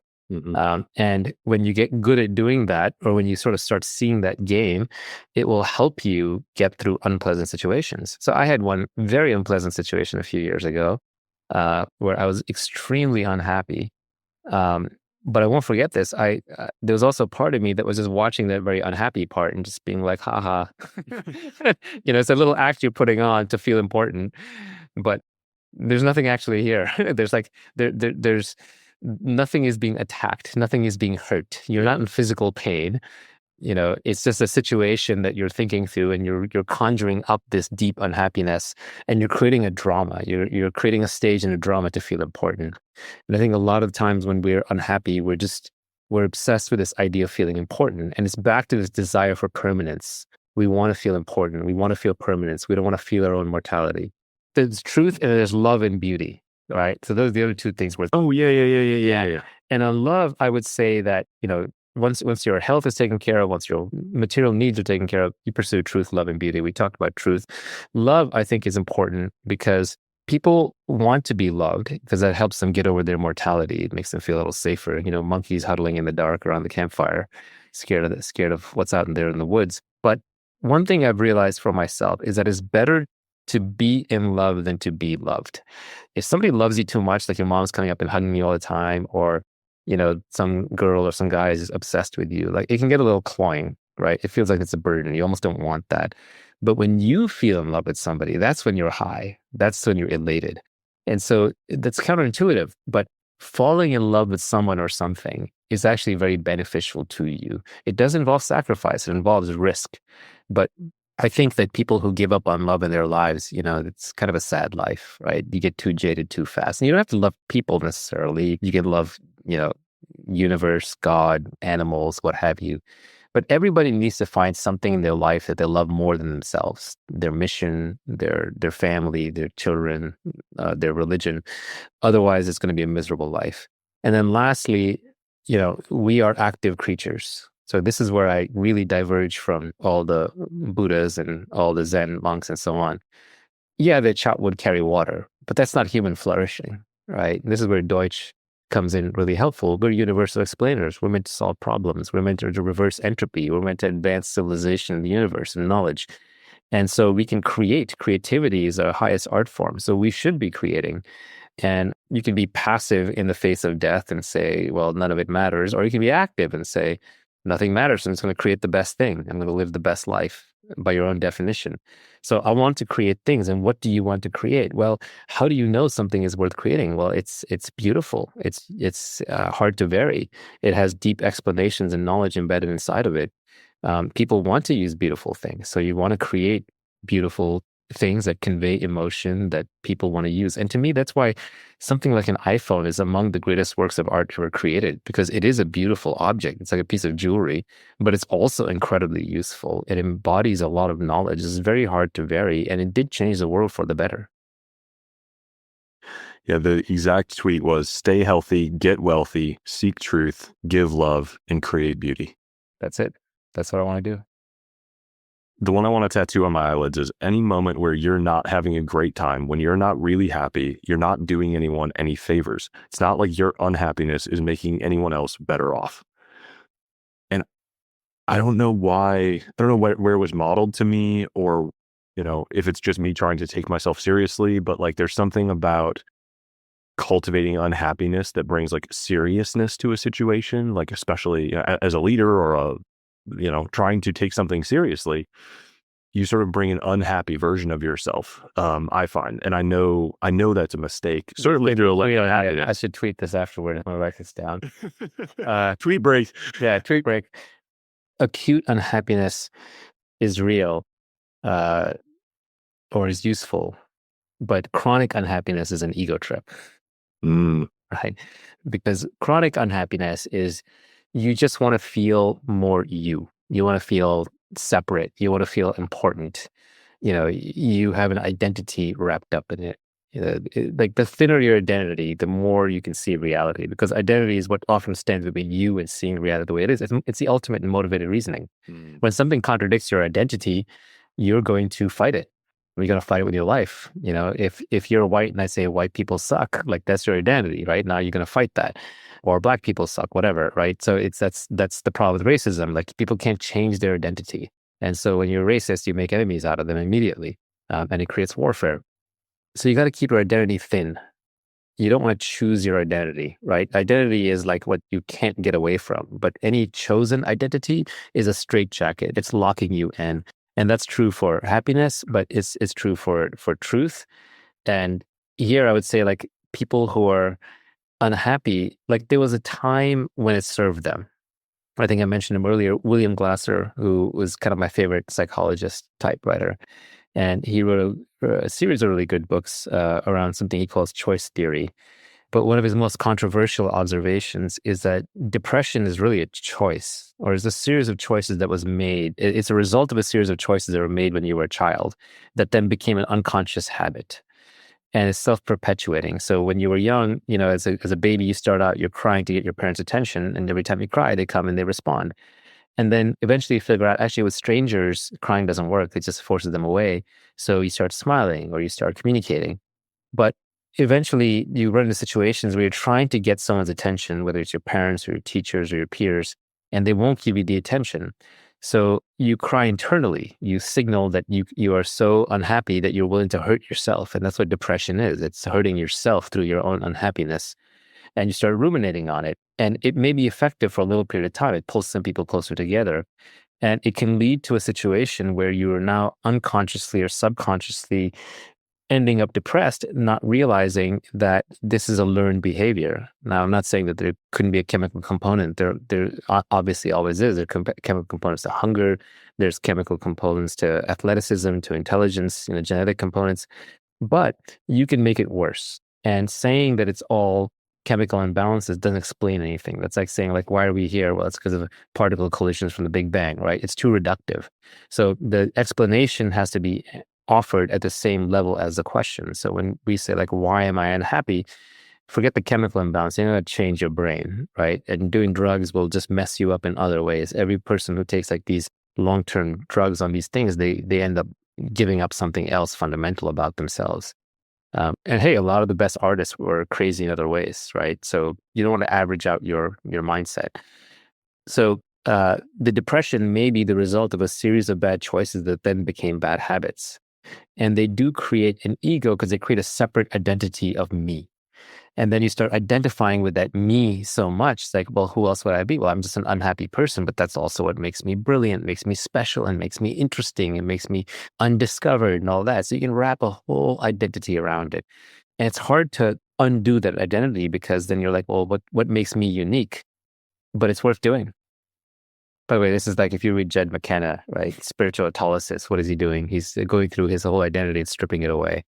I think he over dramatizes how painful that was, but it's kind of an interesting method. That's a process that you went through? No. Deconstructing your identity? Nah, yeah, maybe a little bit, not consciously. I mean, I just, I don't think any of the techniques that anybody lays out will work for you.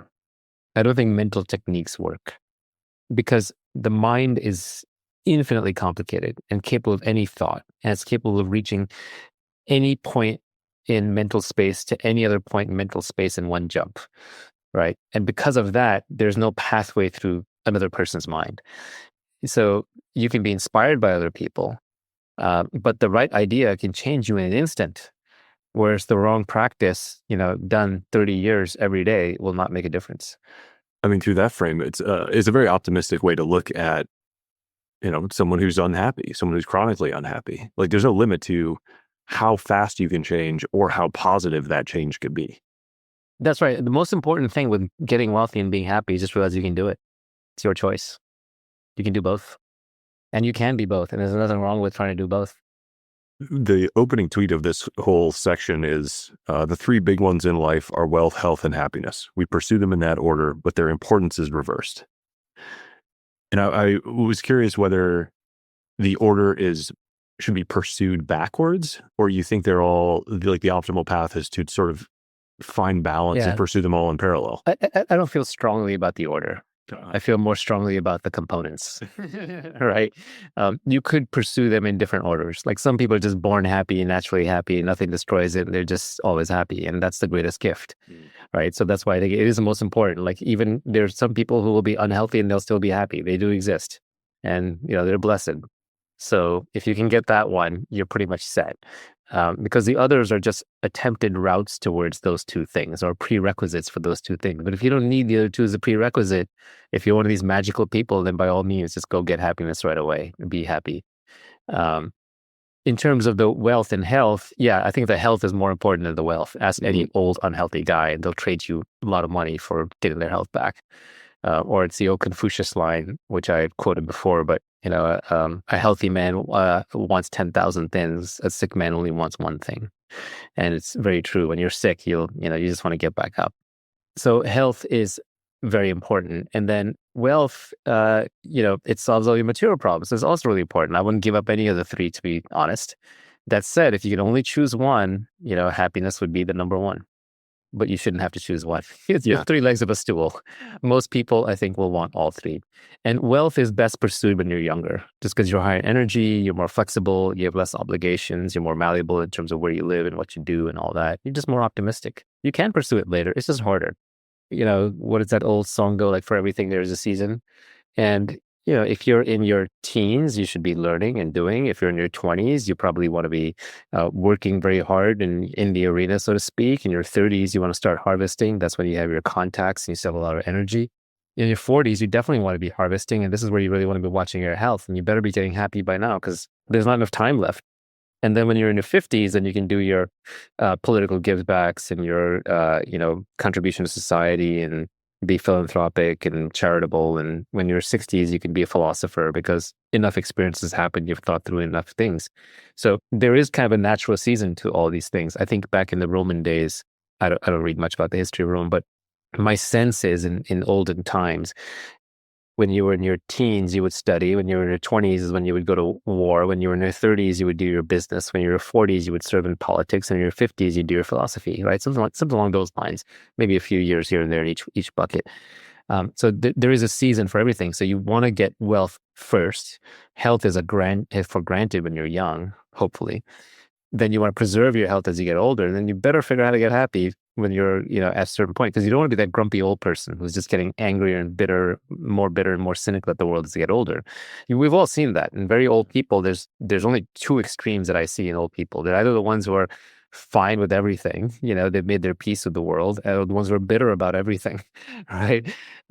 Because we become more of ourselves in whatever direction we're in as we get older. C.S. Lewis talks about this, where, to him, morality is, and free will mean that every little action you make, they compound, and you are the product of 30, 50, 100 years of these compounding actions. And you should take responsibility for each little action because it leads you closer to heaven or closer to hell. And if you just keep making small bad decisions, they lead to medium-sized bad decisions, they lead to large bad decisions. It's very hard to come back, and you end up having a failed life. So I think if you follow the seasons philosophy, for everything there's a season. You start with wealth, you preserve your health, and then you get happy. But the importance kind of is the reverse, where the people who are just naturally happy, they have the greatest gift. They don't need the others.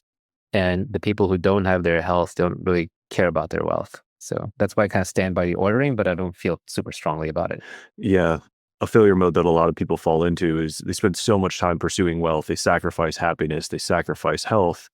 And then they find out way too late that they've way overshot, their wealth bar. They've earned way more money than they need, or they've just the identity's become too enshrined for them to change. And, Yeah, I feel like the health part, everybody figures out as they get older. Nobody wants to be less healthy. Everybody wants to be healthier because the feedback loop on not being healthy is very tight. Pain demands a response, and eventually the pain will show up. So everybody wants to be healthier. And so I feel like people figure that out, especially once they get wealthy, then, they have more control of their time. They can devote time to health. And these days, frankly, you have GLP-1s, so people can lose weight. And obesity was probably the biggest mass market driver of unhealthiness. So that is being solved.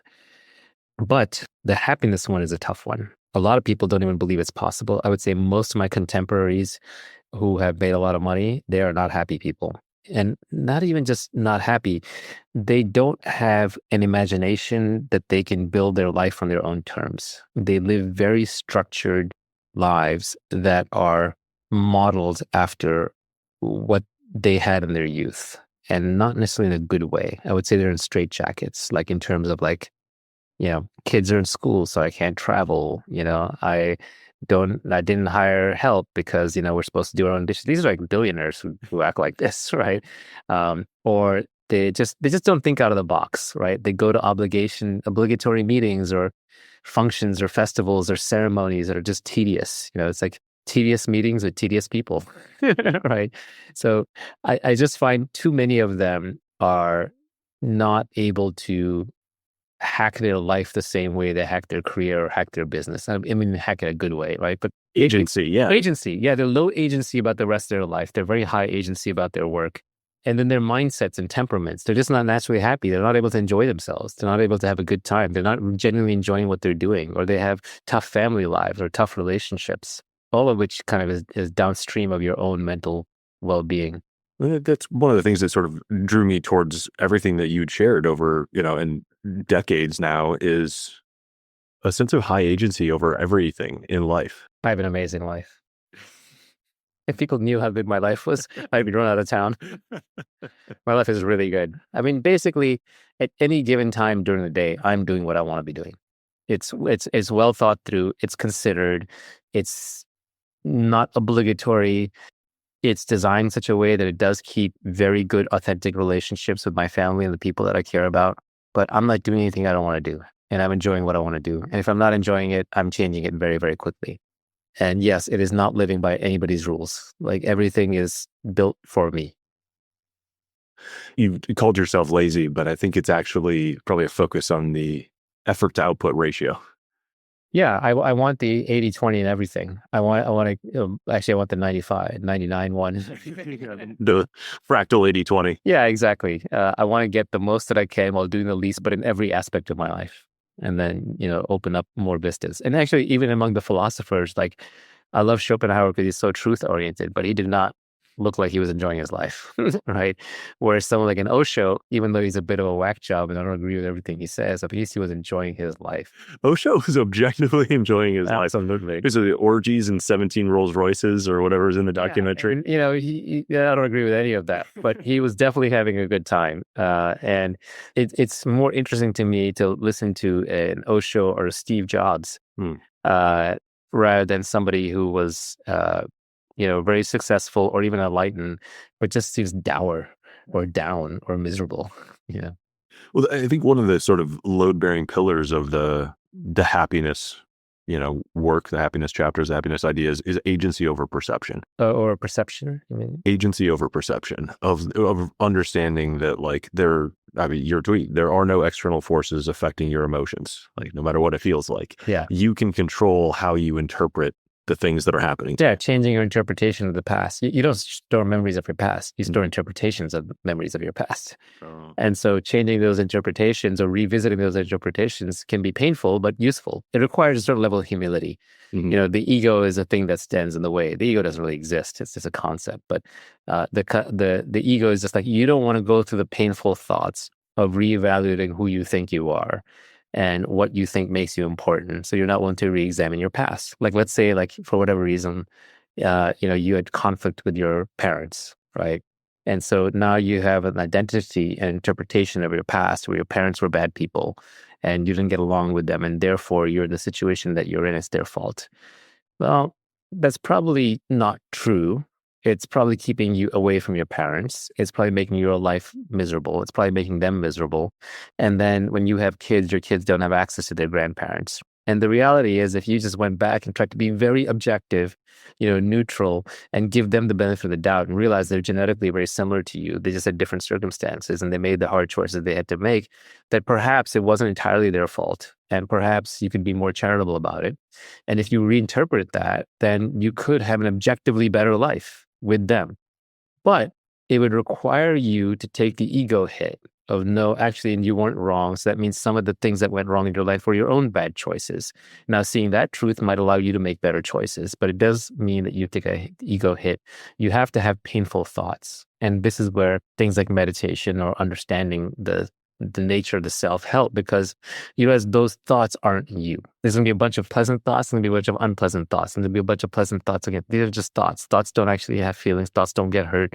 Thoughts don't do anything. Thoughts don't mean anything. And it helps to disconnect from them a little bit, to be objective about it. So that's part of the process of meditation, by the way. It also happens in psychedelics, where people will reinterpret their past and they'll come out happier, not knowing why, but the real reason is because they've worked through problems in the past and they've reinterpreted them.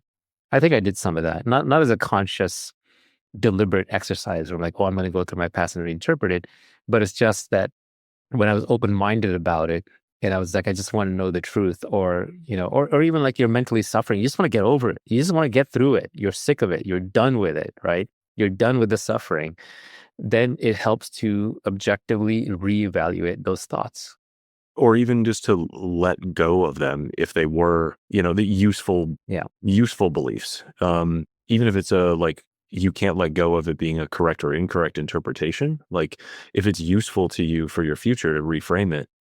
Yeah, that's what forgiveness is. Forgiveness is you forgive them because you reinterpret what happened. You're like, okay, maybe it wasn't entirely their fault. But another one is just like, it was their fault, but I still have to genuinely forgive them. This is hard, but I'm going to do it so that I can move on. So it's not occupying my mind and my brain. And I'm not sitting here spitting venom and blood and just feeling angry about the whole thing, just feeling terrible, because anger makes you miserable. Anger, spikes your cortisol, gets your adrenal glands going, ages you, makes you feel bad. A lot of the vices and sins, the traditional ones, they make you feel bad. The punishment is directly on you. You feel the burden of it immediately. And so you get over it, not because of them, not to forgive them, but to forgive yourself, but to just get it out of your own mind, to clear your own mind. Yeah, if you can't get yourself to forgive out of selflessness, you might be able to out of selfishness. A thought experiment I like to play with is, which human being, if we can measure everyone's sort of neurochemical levels over a month or a year, like, which human on earth is experiencing the most subjective happiness? And who is that person, and where are they, and how are they living? What do they believe? And, what are their habits? I think it's highly likely that it's, a religious plumber with a family of 4 or something, volunteers. Well, I mean, one of the things that's amazing about the internet is that there are actual enlightened people out there. And in the past, they were inaccessible. You go to a remote mountaintop and you meet the Buddha. They were a myth. It seems like. Yeah, they're mythologically. You would encounter 1,000 people total in your life. What are the odds you're going to find the current living Buddha? Well, now, thanks to the internet, there's dozens of them on YouTube, on Twitter. There were a couple on AirChat. I've met probably close to a dozen of them. I've interacted with them. I verified to my own satisfaction that they're enlightened after spending enough time around them, and I learned from them.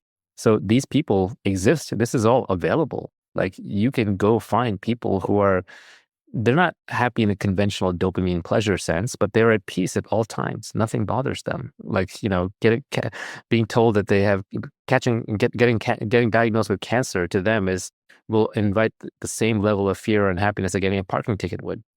Like, they're fine with it, And so these people exist. They're completely approachable. You can even hire some of them as your personal coach, or you can watch infinite YouTube videos with them. I mean, I can name you 15 of them right now. It'd be great if you knew a couple. Oh, I mean, there are better known ones like Rupert Spira and Muji are on YouTube. They're not famous. There's a guy, Nardhanan, who I spent a lot of time with. He's now semi-famous. He does Siddha Maya yoga. He's kind of more the classic guru type. There's personal friends I have, Stephen Belcher, who was on AirChat with me. He's on Twitter too. James Pierce, he's tweeted a lot. Effortless Stoicism, Kapil Gupta, who I worked with in the past. There's Ascendor, who's on YouTube. I tweeted him out recently. There's another guy who works as a waiter at some restaurant in the Midwest. I forget his name. I tweeted him out. There's Saja. There's so many of them. I mean, my YouTube is filled with them. And I've watched enough of their videos and listened to enough of them that I know that these are the real deal. These are not fakers. Is it a palpable difference when you're in their physical presence? No, there's no like fancy aura where you're going to be floating on cloud nine. I mean, a lot of that is hyperbole. But I think what you find is that they have the persistent experience of no self. They see through the fact that the self is just a thought. It's a constructed identity, and there's no one there to actually really get happy or unhappy. So because of that, they now live basically as pure awareness or consciousness. And so they are essentially melded with their environment. They feel a sense of peace because your awareness is the one thing that's never changed about you your entire life. It is the one thing that is perfect and permanent in your life from birth to death. And they're no longer confused or think of themselves as a separate body-mind construct. And so nothing bothers them. That's kind of the common thing. And the way I usually figure them out is I just spend enough time around them that I see something genuinely bad happen to them. You have to hang around long enough for something genuinely bad to happen to them. And then you see their reaction, and there's not even a perturbation. And that's how you know. Interesting.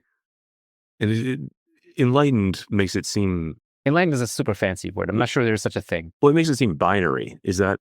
But I can't imagine that's how you see it. It is binary. It is binary because, and this is a little counterintuitive, it's not a path. It's not like Sadhguru is another one, by the way. I met a bunch of them. I should keep a list. I have a seekers list on Twitter, which is open, which tracks not necessarily enlightened people. That has a couple of those on there, but also people who are working towards it. They care about it. They're genuine seekers. That said, I'm not sure there's any such thing as progress, because it's either you believe that you are a separate self or not. It's that simple. And not even believe. Believe is the wrong word. You know. Belief is not strong enough. Belief will not suffice. So either you know that you're a separate self or you know that you are not. The reality is everyone's agnostic. You know, there are very few actual atheists and there are very few actual religious people. If you were actually religious, you'd just be like, well, everything's in God's hands, so everything's fine. And if you were actually an atheist, you'd be like, well, none of this matters, so everything's fine, right? But we're all agnostic. Do these people have like relationships and kids and... Yeah, it's actually, that's a great question, right? Because you think of, first of all, the word enlightenment is horrible. It implies that there's like some state that you end up in where everything is perfect and you're always happy. It's not the case at all. It's just that you disappear. And all that's like, there's a great old philosophical puzzle called the philosophical zombie problem. And I saw it referred to, not it necessarily, but he starts off with like, what are consciousness and all that, right? What is consciousness for? It's exactly that question. And the philosophical zombie problem basically says, you know, let's say you have to go through life, you have to solve problems, you have to like react to the environment, you have to think through things. What do you need consciousness for? Why can't like there just be a robot doing all of that? Why do you need to have this conscious awareness? Because a robot could be reacting to stimuli, could be solving problems, could be doing all of those things. Consciousness is completely unnecessary. And so the question is, why consciousness? And this is a very Western concept, why consciousness? And all the enlightened people would tell you, actually, consciousness is the only thing there is. Everything appears in consciousness. It's made of consciousness, and it disappears in consciousness, and is seen by consciousness. There's nothing other than consciousness. You don't experience anything in the outside world. You just experience consciousness as consciousness. So that's all there actually is. And the actual consciousness observes everything, including your body and your mind. So it's not your body, it's not your mind, it's its own thing, and everything is made of it. So that's all that exists, and that's all you are. So they would reverse the answer and say, why zombie? You know, you're asking why consciousness. No, the answer is why zombie? There's no zombie. The zombie doesn't exist. There is no separate self. There's nothing else out there. And so it's just a completely different frame on it. So in that sense, there is no enlightenment. There's no separate being to be enlightened.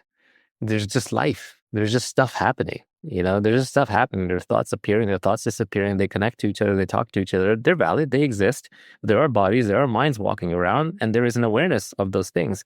And you're basically a localized awareness. What you think you are is localized awareness. And this goes back to the oldest question that I think, you know, Ramana Maharshi used to talk about is just, who am I? The one thing that I think the way the enlightened people, again, bad word, get there is they have a persistent experience of no self. and that becomes their new default. It is binary. It's not a pathway to it.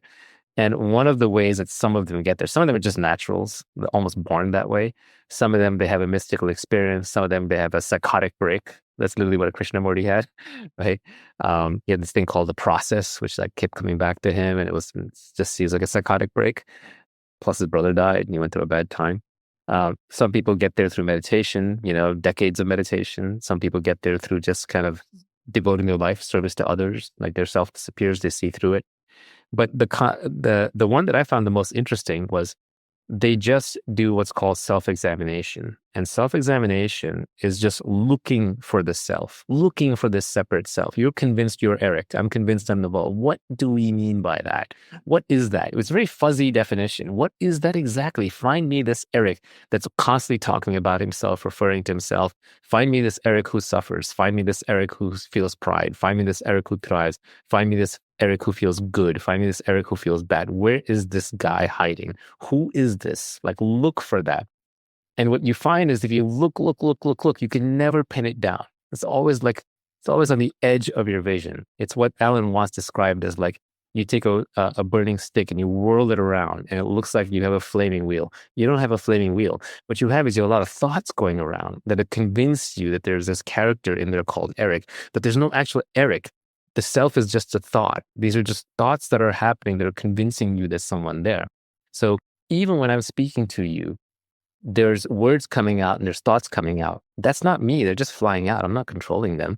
There's no separate me sitting there that's controlling them. And then for a moment, I felt sort of proud of how I'd said this and articulated it to you. What is that feeling of pride? It's just a feeling. Who is that feeling referring to? It's not referring to anyone. There's no one that's referring to. It's just another thought. That pride was just another thought without a target.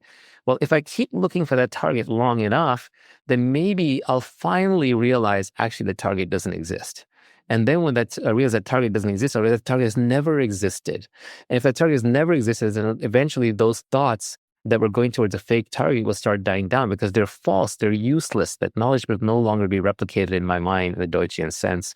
And then I will be at peace because I will no longer have these egotistical emotions and ups and downs, and I'll realize there was never anybody here, and it was all just consciousness all along. And some people call that God. It's going to take me a while to grok all that, but that's the point. Yeah, I mean, some people are very lucky; it happens for them right away, and most people never want it, so it's fine. Yeah. Do you the truly enlightened people? Mm-hmm. If you ask them, like I've gone through this with all of them in different ways, but I've tested them. I'm kind of a smartass about this, but I've tested them to see if they feel emotional pain in any way, right? Yeah. And my favorite way to test them, the best tests are subtle, where they don't, it's not obvious. But the one I like to ask them is, well, what if you weren't enlightened? What if you lost your enlightenment? Or what if you had never been enlightened? They're completely okay with that, right? Because the truth doesn't change if you know it or not. And if you are not around to know the truth, if you don't exist in any separate sense, it doesn't matter if you know it or not. Yeah, and if it breaks under that question, then it was false. It was part of your identity to be enlightened. That's right. Yeah. Interesting. But going back to your question about can they still go about their lives and have girlfriends and businesses and jobs? Yeah, absolutely they can. They do actually. Some of the people that I mentioned, they have jobs. Mm-hmm. One of them is running a company. One of them is really good at dating, dates a lot. All right. They just absolutely have full clarity of mind. They have fully functional bodies. They even have desires, and they even have wants and needs, but they're not egoic. That they're not wrapped up in a small sense of self that gets easily threatened and gets angry or gets depressed or any of that. They'll take the actions that you and I would take, but they'll take them much more calmly and they won't take anything personally. So they're still getting feedback from the environment. They're still reacting. And if anything, I would argue they're more capable than they ever were. And their desires are more genuine. They're less mimetic. They're less status oriented. Now, are they less motivated than, say, someone like me? Yeah, I haven't met an enlightened person who's as motivated as me. On the other hand, I haven't met many people who are as motivated as me, right? Maybe I think I may have met like 5 people in my life who are more motivated, right? So it's hard to intersect that set. And would I take that trade, being slightly less motivated for being enlightened? Sure. I was going to ask if you, having been so close, if you're seeking that or if you feel like, It's impossible not to seek it, even though I know that's a trap. It's like the shiniest of the shiny objects. yeah, Like, why would you want to start the next great company when you could be the Buddha, when you could be God himself? Like, who are the greatest people in human history that everyone knows? It's Jesus, Muhammad, Buddha. It's that bunch. It's not even the Caesars of the world. yeah. Maybe the Einsteins, right? But essentially truth seekers. Truth seekers are the most revered. And artists. History remembers artists and truth seekers. And the truth-seeking artists are the highest of them all, right? The Tao Te Ching and so on. That said, it's another chase. It's another chase for something permanent. It's another chase for a shiny object. It's a chase for things being different than they are. And the key thing about enlightened people is that they are fine with everything the way it is. And which includes not being fine with the way things are. They self-actualize. Mm-hmm. They may self-actualize in more authentic ways that are different than how they would have self-actualized pre-enlightenment, but they still self-actualize.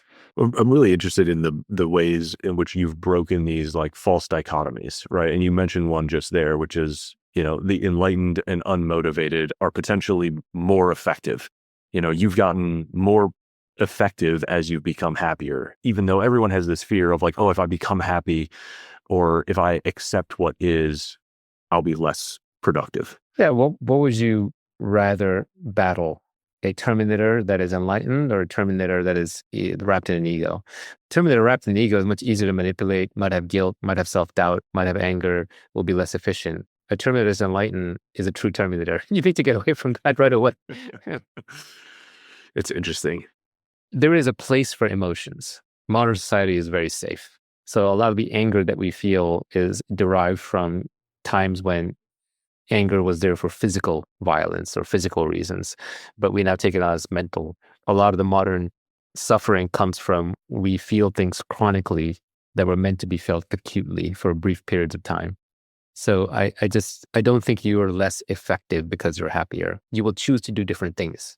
So it may look like, oh, you're changing for the worse because you may look less motivated or motivated for a different thing, but you're motivated for something that is going to make you more effective while you're being happy. By the way, no one chooses to go back to being less happy, right? Yeah. No, it's just like money. No one chooses to go back to being poorer. Strictly dominant strategy. Correct. To become happier. That's right. These are strictly dominant strategies. These are unalloyed goods. So when people say, I don't value happiness, that's just not true. That's not true through your own actions, because every time you've been happy, you don't want to give that up.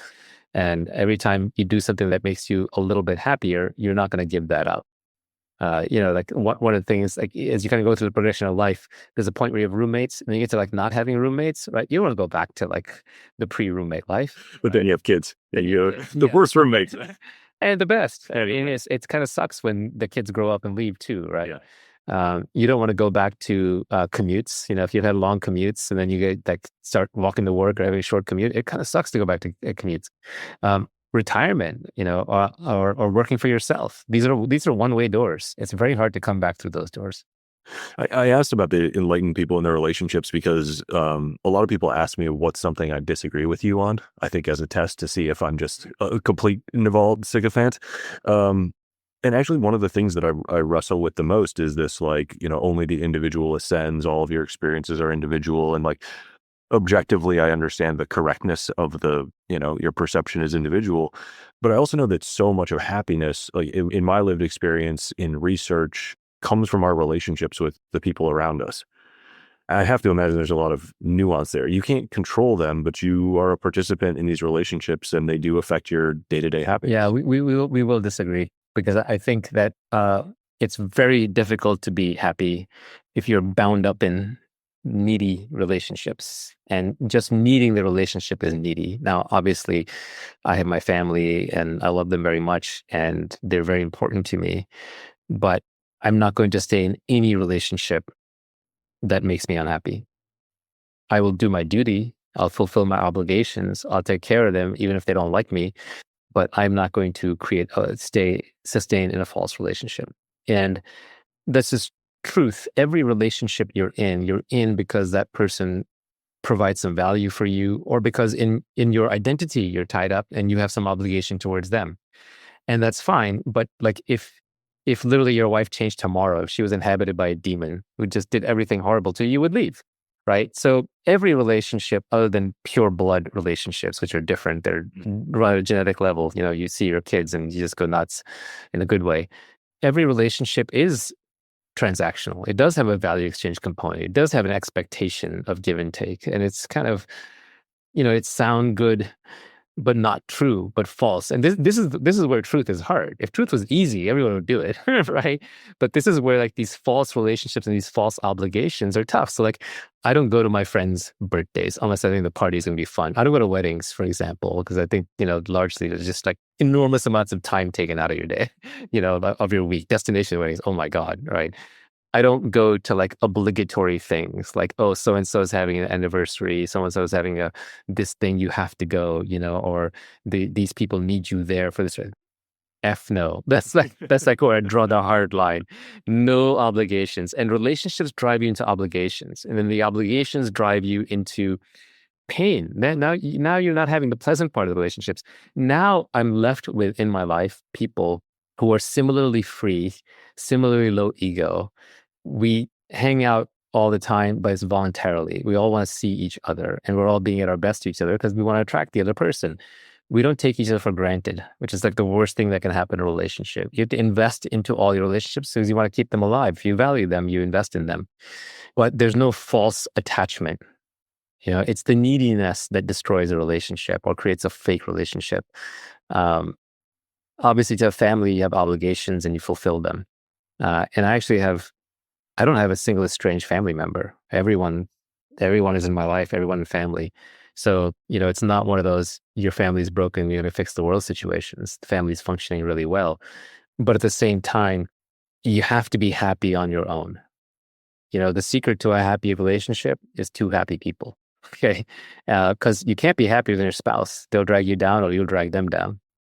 So it's important that each person find happiness, and happiness is personal. They each have to work on it. The worst thing you can do in a relationship is go to somebody else and say, cheer up, being happy. What's wrong with you? Why are you depressed? It doesn't work, right? So it has to be tackled at an individual level. And then once your own house is in order, then you can form genuine relationships with other people. But putting relationships ahead of your own work and your own happiness, I think, is a mistake. You will get neither. I think that's a good formulation of like, they are valuable and important. You want to pursue them in that order. And if I'm describing it correctly, your approach, you want them to be maximally truthful. Like, you don't want to go into a relationship trying to make someone else happy. And I don't want them to do things to make me happy that are dishonest. I don't want them to, feel like I'm a burden or an obligation. Like one of the issues I have is like, as a parent, like, I do things, for my kids because I love them. And people around me are always trying to train them to say thank you. They'll say, oh, your dad gave you something. Did you say thank you? I'm like, don't do that. Don't train them. They're not an animal. Like, if they genuinely feel gratitude, it'll come out in some way. I don't need it. I'm not doing it for the gratitude. Yeah. Right. And I don't want to train them like an animal. If they're genuinely thankful, it'll come out, and if they're not, it won't. But don't force it. I don't want any forced obligations in a relationship in either direction. Yeah. The only relationships I believe in are peer relationships. Like, obviously people work for you, but even then you always want to treat them as much like a peer as you can, given the circumstances. Because otherwise it ends up formalized, it ends up ritualistic, it ends up false, it ends up unhappy. Where do you find, it's funny, if you go to an event like a wedding or you go to like a big party, a lot of times you'll find a lot of show about happiness, people cheering, yeah, but like, they're not, the genuine article is rarely there. The genuine happiness comes in smaller interactions that are more genuine and less forced. Like, if you're forced to wear a tux and you're forced to show up at a certain time, then you're forced to listen to a speech, then you're forced to do a toast, then you're forced to go around. And it's like, that's not what actually makes you happy. If it was genuinely how it makes you, what makes you happy, then you would be doing that every day. You'd be going to every party and every wedding and every bar mitzvah and everything you get invited to. But at some level, those things are tedious. You're doing them for other people and they're doing them for you. Like, who's doing it for themselves, right? So I think like true celebration is a beautiful thing, but it has been ritualized so much. Like Valentine's Day, having to send flowers, Hallmark cards, all this stuff is ritualistic bullshit. Real happiness is when you're genuinely grateful with somebody else and, you do something kind for them because you just want to. And you have to create space for that in your life. And you have to create situations where you feel that authentically for people who are genuinely, inspire that in you. And I don't want anything ritualistic. I never want a card. I never want a ritualistic gift. I don't want a medal. I don't want an award. All these things are useless. I was going to ask you about, helping people sort of find the courage to be that truthful in their lives. But, I think it just goes back to the long-term view. Like, that the truth, even if it causes short-term pain of like, hey, I'm not going to do this to make you happy. I don't want you to do this just to make me happy, is the best way to create this long-term. That's absolutely true. But I think it's even deeper than that. It's that truth is non-negotiable. Like, find me a single person who says, I don't want the truth. That's a rare person, right? Well, the express preference, I think there's probably plenty of people living, choosing to live lies. I think they don't want to disappoint other people. And I think so we're all caught in this collective trap, right? Like, one of the things COVID did that was good was it broke the collective trap of commuting. Right? It legitimized work from home. Now, some people might take it too far and they just checked out completely. But overall, it broke society of its addiction of commuting to unnecessary commuting to unnecessary meetings. And that was good. So I think the same way, like, it would be good if we can break society of its addiction to pomp and circumstance, right? Like Valentine's Day, like that should be happening all the time with the person you love, spontaneously and naturally. Instead of February 14th, everybody tries to get in the same overpriced restaurant and buys the same overpriced flowers and gives the same overpriced, checks the same box, right? And if you don't feel like doing it naturally, then that means there's something wrong with your relationship that you should fix, or you should move on to another relationship. But what's not the correct answer is to do this falsehood of checking the box every year and kicking the can down the road. You're just wasting everybody's time. Oh, I had this whole thread on how a lot of the great virtues are selfish. I can reinterpret almost every virtue as something you do for long-term selfishness. That's the trick, right? The modern devil is cheap dopamine. So I tweeted that. And this was actually one of the reasons why I tweet, because sometimes I get a great response. So I tweeted, the modern devil is cheap dopamine. And someone responded, always has been. It's true. The devil has always been cheap dopamine. Yeah. You go back to the 7 deadly sins, it's all cheap dopamine. It's basically saying, don't do something that makes you feel good right now because it's going to screw you over later. So on the flip side, one of the tweets that I sent out, which I think Elon liked, he commented on it, was that virtues are the set of values that, if we were to all take them on individually, would lead to a win-win outcome for society. So the virtues are things that are long-term good for you as an individual, and then which is selfish, long-term selfish, and they're long-term good for the collective because they allow us to play iterated prisoner's dilemma, or to play iterated stag hunt kind of games in a positive equilibrium. From a game theory perspective, they lead to good game theoretic outcomes. If everybody in society followed even the classic biblical virtues, all society would level up and each individual would be better off. So that's true. But I also think that all the virtues, if you were to follow them as an individual on a long enough time frame, they would make you individually better off. So it's the ultimate marshmallow test. By the way, that experiment doesn't replicate, so sorry to bring it up, but it's one of those behavioral psych experiments everybody knows. But it is in some sense, a lot of a good life is the marshmallow test. And there are a lot of things that people think that you have to do it the standard way. Like philanthropy is a good example, right? You have to go volunteer for charity and help out people who are far away. Well, how about helping out people who are right next to you, right? People who live down the street, people who work for you, people who work with you. Generally, helping out those people is selfishly very, very rewarding. You could get some benefit back from it. So it's a good place to start with charity. It's very local and very actionable. So your money's not being wasted. You're not being tricked. It's not being redirected. And it's just a way to do something practical. another tweet I had was, your family is broken, but you're going to fix the world, right? This is the whole modern activism disease where you're agitating about causes that are thousands of miles away that you've never laid eyes on based on what you hear because it's socially popular. But the reality is you could just go walk down the street and help the homeless person or the vet, or the poor person looking for a job or what have you, or, literally go make amends with your uncle or your parents. What right do you have to say, I know what's right to fix the world, when you can't even get your local family going, right? It's okay to help people on the other side of the world, but don't agitate for saying, I know what's correct, when you can't even solve your own local problems. You get the right to solve global problems after you solve local problems. That's true in environmentalism too. Everybody's worried about CO2. Well, what about rivers and forests and so on? And this goes back to your, I think it was your tweet, the greater your ability, the greater your tribe, and the sort of iterative loop of like resource allocation where society gives more trust and more leverage and more influence to people who are doing a good job of taking care of the people around them. yeah, somebody asked me about Elon a long time ago on Twitter. This is years and years ago, before he was the richest man in the world and all that. And somebody said, what do you think of Elon? And I said, well, when someone devotes their entire life to like giving society what it needs, then society has no choice but to give them everything they want, right? But you can't rely on that. You can't do it that selfishly or count that closely. But ultimately, because his desire was pure, regardless of what people say about Elon today, forget even Elon, but when you have aspirations that are larger than yourself, then other people will align with you, because there are other people who feel that, okay, your motives are pure. I want that thing too. So let's line up. And you become a shelling point in game theory sense. You become a rallying cry for other people who want to see that thing to mass around.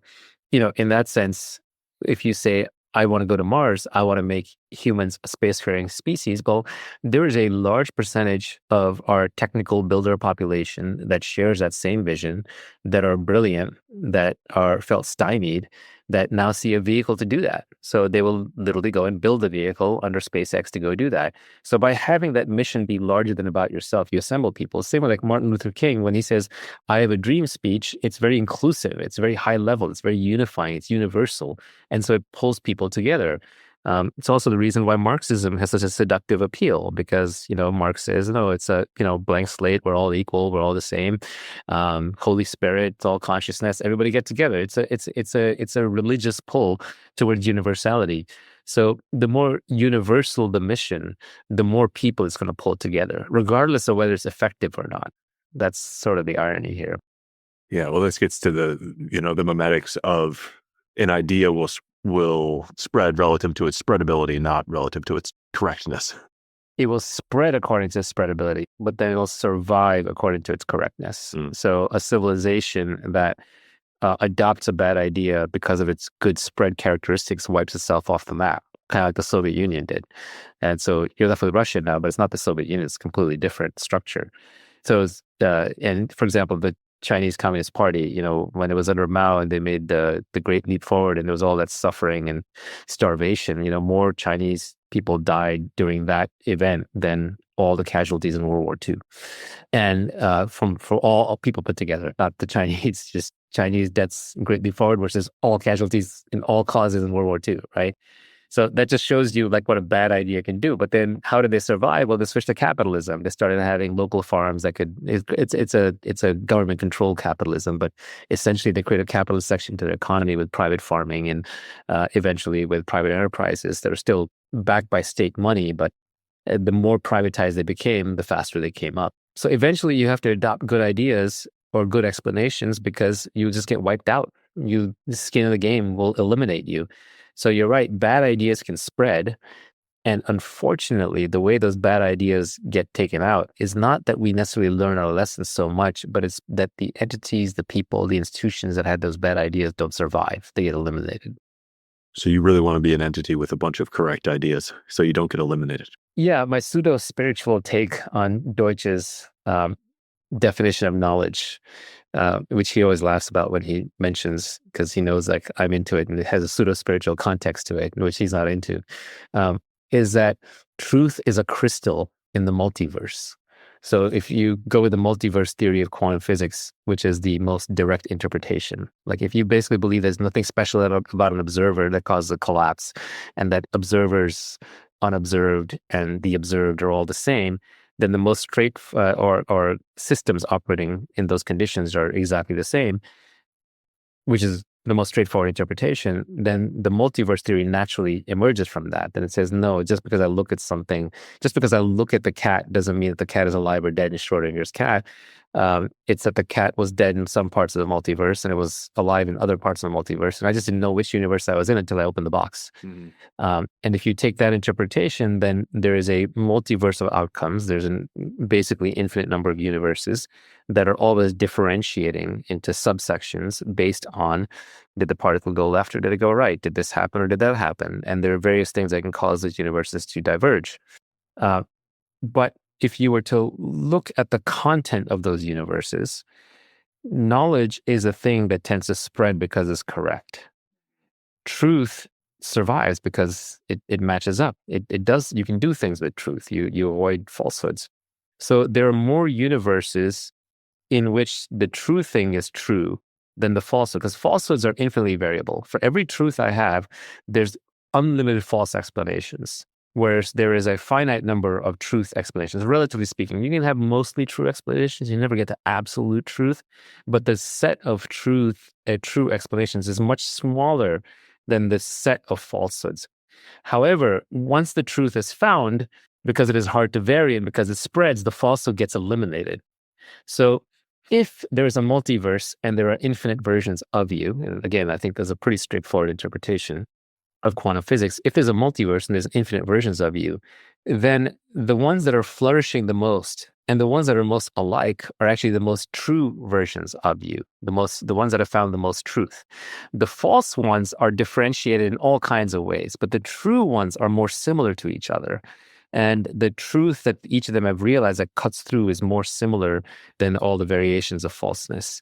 So what you want to be is you want to be the most truth-oriented version of yourself. That is the most true version of itself. And now we can segue into Rick and Morty, because in Rick and Morty, there's infinite Ricks, right? There's infinite universes, there's infinite Ricks. And Rick is a hero scientist. And there's this council of Ricks where, like, the infinite Ricks, because they can cross across the multiverse, they meet up. And one of the funny things you notice is that Rick C-137, which is the hero of the story, he's like the most, he's Rick, he's weird, but he's the most normal of the Ricks. The rest of them are all weird in some way. They're all false in some way. And they even call him, they say he's the Rickiest of the Ricks. Yeah. Right? So I don't know if they thought this through, or if they stumbled upon it, or if it's just another principle that gets in here. But I view that as like a funny example of the version of yourself that you want to be. You want to be the Rickiest of the Ricks. I want to be the most Naval of the Navals. You want to be the most Eric of the Erics. And that's the most truth-oriented version of yourself, and to find truth, it means the least motivated reasoning, which means the lowest ego, which means the least self, which means the one who's operating at the highest level for the greatest, most universal principles. It's the one who is the most knowledgeable about science and about philosophy, and is probably the one who's most likely to be creating works of beauty, and is just probably the happiest. How does you think about the interaction between lowering of ego and finding authenticity? Like, I think some people think of their identity as like the things that make them the unique, and authenticity also as like leaning into the things that make you unique. I think of authenticity as just not putting on a fake persona, not having a mask. And why do we put on fake personas and masks? It's because we want to be seen a certain way. We care what other people think. We want to fit in. We have an image and an identity that we're trying to project. So when you're trying to project a self-image that doesn't match up to who you actually are, that's when you are inauthentic. So you need to take that mask off. And if you take that mask off, then you face the risk of embarrassment, which is people say, oh, you're not supposed to do that. Like when I was first tweeting, I got, messages from VCs like saying, oh, that's weird. My partners say you're not backable. You're a weirdo. You've gone off the rails. I view authenticity as an output of not pretending to be someone or something other than you are. So that's wearing masks, that's trying too hard, that's signaling status, that's using jargon, to sound smart, that's claiming to know something that you don't know, or claiming not to know something you do know. Like humility is also a trap, like false humility. People call it out now humble bragging, but humility is also an ego trip. If you're actually a low ego, there's no such thing as humility anymore than there's such a thing as pride. They kind of go together. And authenticity leads to a better life, again, in the long term, like all the virtues. So it removes the people who are around that, are only there because they think you're someone that you're not. So you can drop the pretense. You have to walk on eggshells around them. It removes you from situations where you're having to pretend or force or struggle or work hard to stay in. And so it helps you navigate to the right answers in relationships and in situations, but there's pain involved because there's change. Yeah. Part of the thing is like, yes, I'm lazy, but I will not accept bad outcomes. I have an ability to walk away from suboptimal relationships or situations, even if it's painful. I just won't stay in them. Is that only for a very specific subset of things that you choose to desire? It's for everything. How do you decide like where to focus that energy, those standards? Like, that's a hard one. I mean, we're always falling into traps. Modern society has a lot of traps, dopamine traps, right? You can get sucked into politics. You can get sucked into drug use. You can get sucked into screen addiction, scrolling, porn, alcohol. There's just so many traps in modern society. They've legalized weed, which, the libertarian in me wants to say, okay, consenting adults, do whatever you want. But in reality, I think it just sucks the energy out of young men. Like, you can't be ambitious if you're stoned all the time. It'll literally destroy your ability and desire to go and do anything. And it's a Band-Aid. It's a Band-Aid that's covering things up, which may be fine for society. It's the modern bread and circuses, but not so good for the individual. And I don't care about society. I care about the individual. Yes, society has to be functional, but I feel like modern society has given up on that. We're taking the wrong part of libertarianism, which is we basically said, not only are you free to do anything you want, but as long as it doesn't immediately hurt somebody else, it should be celebrated. But then society as a whole kind of falls apart because everyone's a hedonist. No one has a long-term stake in the system. There's no shared ethos. There's no shared rules. There's no understanding of the basics. And then you end up with high crime. You end up with dirt. You end up with wasteful government. And the state becomes a substitute for religion. The religious instinct is so strong in people. Religion is a cooperating system for people, that if you don't have a religious system, then the state will take over and create one. And I don't think the state's sense of virtue and ethics is much better than the older religions. The older religions had a better grasp on virtue and ethics. Now, they didn't modernize fast enough. So they were poorly adapted towards things like contraception and women entering the workforce and, lesbian and gay rights and so on. But I think we threw the baby out with the bathwater. And I don't think the religious instinct is gone. Like, people are going to search for it no matter what. Yeah, you had a great tweet that made me laugh. Is the problem with modern society is that atheism has reached the masses. Yeah, that's right. Yeah, I mean, like, atheism reaching the masses is really bad because people need an operating system, and most people are not going to figure it out for themselves. And it has to be a relatively common operating system. So if you don't have one, you either end up with anarchy or end up with the state dictating it, which either means you're in an oligarchy or you're in a communist authoritarian hellhole. And related to that is, like, I think a fool believes religious beliefs completely, and another fool just believes it has no value, right? Religion does have tremendous value. It's just that religion was meant as an organizing principle for people to cooperate and trust each other, and to work towards common causes. But it was also meant to have a strong personal exploration and virtue component, and absolutely did not modernize enough, and it was used for control. So again, like, my problem is always big stuff, masses, right? So I think big religion causes a lot of problems, but I think little religion is good. Village churches. Village churches, maybe some higher level, broad unifying principles. And finally, like, the deeper the principle, the more personally it has to be explored and held. And I think if people were to explore religious teachings. Pick your favorite religion. If you were to explore religious teachings, everybody would find components of it that really resonate and will make their lives better. And then you can sort of absorb them. But I'm not going to have the argument about which religion is better. And there was a great Far Side cartoon where there's like, St. Peter at the pearly gates, you know this one? And there's like hundreds of people standing there, and like he yells out, "Mormon, the correct answer is Mormon." That's like the rest of you are screwed. I think By the way, that's one of the many flaws in Pascal's wager. Pascal's wager. that it's not a coin flip. It's a Which God? yeah. Right. That's the next question. One of your most iconic is your goal in life is to find the people, business, project, or art that needs you the most. Yeah, I really think that this is one place where we diverge from our evolutionary past in a big way. And so it's important to update your priors. And in the past, you were in a tribe of a small number of people in a small society, a small civilization, and it was just people you could meet on foot. So the consequences to making a bad choice or to getting rejected were really high. So you got married early. If you were rejected by your suitor or the woman, then it was terrible for you. Your reputation, was all entirely local. You had to fit in. And now it's the exact opposite. It's a search function. You can fly anywhere in the world.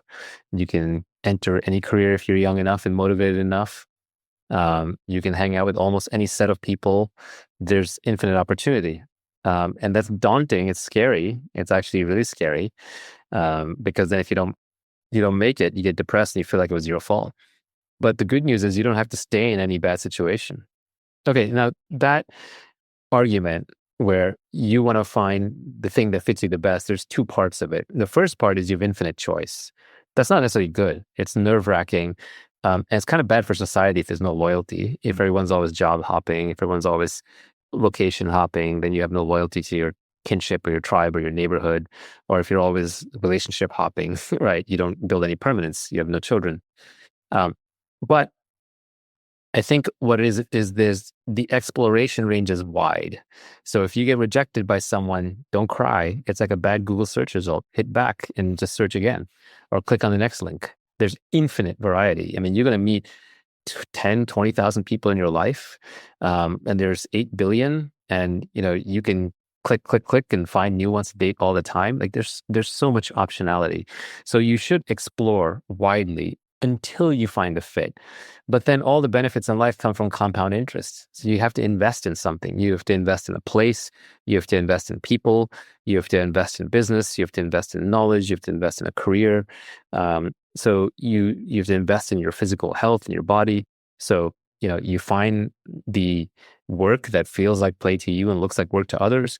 You find the person who you uniquely, they make you happy by being who they are, and you make them happy by being who you are. You find the location where you can like compound, you can build a house, you can build a household, you have people around you that you like and trust. The weather matters a lot, believe it or not. I mean, it's pretty prosaic, but it matters. That's why people talk about it so much. You have to find the thing into which you can just invest. And then you get compound interest. So there's an exploration phase and there's the exploitation phase. Exploitation in the military sense, not in the slavery sense. Execution phase, or exploration phase and an execution phase, and or an investment phase. Exploration and then investment. So you explore until you find out what is the right fit for you. And then it's almost effortless to invest in it. And then once you start investing, then you get the compound interest returns. You can't skip either phase. So in some situations, we explore too little. Usually in like job hunting, we explore too little. We'll spend I get it, sometimes you're driven by financial constraints, but people will spend 3 weeks looking for a job and they'll be in the job for 5 years. That's too little exploration and too much investment. But then on the other side, like people will stay single until they're 50 and then be like, oh, now I need to settle down. Well, too much exploration and not enough investment, right? Or decide like it's too late to have kids for whatever reason, too set in their ways or past the biological age. So there's a balance to these, but I think I would say the modern society has made exploration a lot easier. And so you should just realize that the benefits are still all in investment. If you never invest in anything, it's an empty life. It's a soulless life. You'll exit badly. The transition between the two feels like where the rubber really meets the road It's avoiding kind of a local maxima or understanding whether you're actually in the right place to really root down and invest. Yeah, I think this is where the experience comes in handy, right? So how do we learn? We don't learn through time. So that's where I think Malcolm Gladwell was wrong. It's not 10,000 hours. Okay. He's completely wrong about that. I mean, I get where he's coming from. I'm not criticizing Gladwell, but it's become a meme, right? This 10,000 hours. What it really is 10,000 iterations. And what are iterations? It's not 10,000, obviously, but it's a repeated iterations is how we learn. And iterations are when it's not repetitions. It's very deliberate. Do not use the word repetitions. Iteration means you do something, then you honestly reflect upon the outcome, you make a change, and you try again. And then you honestly reflect upon the outcome, you make a change, and you try again. You do this enough times in any endeavor, it will develop your judgment. And then once your judgment is well developed enough, you will start not trying a whole bunch of things. You will reject a whole bunch of things until finally you say, well, actually, I just want to be with this kind of person, or I just want to live in this kind of place, or I just want to do this kind of thing. And that's it. Now you're done. Now you can start investing. Love. By the way, all of this stuff is ex post facto reasoning. I never really thought this through while I was doing it. It's like really easy to look back and see the pattern. It's very hard to see it when you're moving forward. Yeah. Anything that we talk about, my guess is it will only resonate with somebody, if they went through the experience themselves and they're like, now I have a word for it. And then they can attach a word for it, and that helps them remember it more later. But you can't teach someone purely in the abstract because they don't know when it applies to their situation. A lot of times people ask me advice on Twitter or on Reddit, and it's like way too broad. It's like, I'm not in your situation. I can't give you the answer. I just don't know. Yeah. All I can give you is a general principle, which may or may not apply, right? So this is pretty unsatisfying, but it's the truth. But this is where I like platforms like AirChat and Clubhouse back in the day, where someone could ask you a question, you could get into it with them. You could ask them the next level question, the next level question, the next level question until you're finally like, okay, well, if I was in your situation, given what you've told me, here's how I would handle it. Yeah, there's kind of two levels you can engage on it, which is the general or the specific, but anything in the middle is really difficult to. Yeah, the general requires people to apply it themselves. So these are just mental hooks, and may resonate, may not. One thing we talked about is the environment being sort of upstream of your thoughts, and environment determining so much of what you think, how you think, but that the enlightened mind sort of can choose its own environment. And so taking agency over that. Yeah, there's a feedback loop, right? We are meant to adapt as living creatures. We adapt to our environment and we locally reverse entropy to make our environment more controllable. But the first step of that is choosing your environment consciously. And so that's why on relationships, I was kind of saying, don't get attached to a specific relationship, even if it's not working for you. You don't have some obligation to struggle through unless you have kids or something. Then it's different, right? Yeah. You can change your relationship. You can curate your relationship. And then once you're in the right relationship, it's a lot easier because you're a better fit for each other. So I think this kind of also goes into my tweet a little bit. Like the only true test of intelligence is if you get what you want out of life, right? And that was one of my favorites for myself because it's a two-part test. One is choosing what to want and then getting it. It's not just like, I want to be a 6'8" tall basketball player. It's not going to happen. So you have to want the right things that are even achievable, but kind of at the edge of your range of achievability, and where the process of achieving them won't make you miserable. And so you choose what to want, and then you go and get what you want. And then if you chose the right things and you got it, then that's the only external valid signal that can determine, are you intelligent or not, right? So I think related, you choose your environment and then you adapt your environment, but don't just get stuck in your environment, don't adapt it. Like one of the greatest gifts in modern society is that, the first IQ test you have is, do you stay where you were born? Right? Like a lot of people end up stuck where they're born, and maybe it was the optimal place for them, but usually I would guess not. Usually I would guess there was some place out there that was better than them. It might be the next town over. It might be another country. It could be anything. But people want better lives. And the first step is, where do you go for that better life? So that is part of choosing your environment. But even then, I feel like you have to do something. I don't think you can go through life as just an advice giver. It feels fake to me. It feels false. To me, an ideal life is one where you write for yourself and your children, and you do things that are useful and beautiful and true. You learn for yourself. And to the extent that you're giving people advice, it's because they asked you, and they asked you something specific, and it can be helpful. You're not giving advice to become an advice giver. My least favorite VC is the type who like says, we're company builders. We're the team behind the team. It's like, no, you're not. The founder built the company. They took all the risk. You're taking a little bit of credit. You risk somebody else's capital, LP capital. And yes, you were a good picker. There are a few VCs out there who really do get involved and who really do roll up their sleeves and who really do take it personally. But they're few. They're very, very few. And they're not the more famous ones that you would think about. Well, this was unique about your Twitter is that you've exerted zero effort to actually accrue a following. You just share notes to self, and people I think see the authenticity of that and the value of it.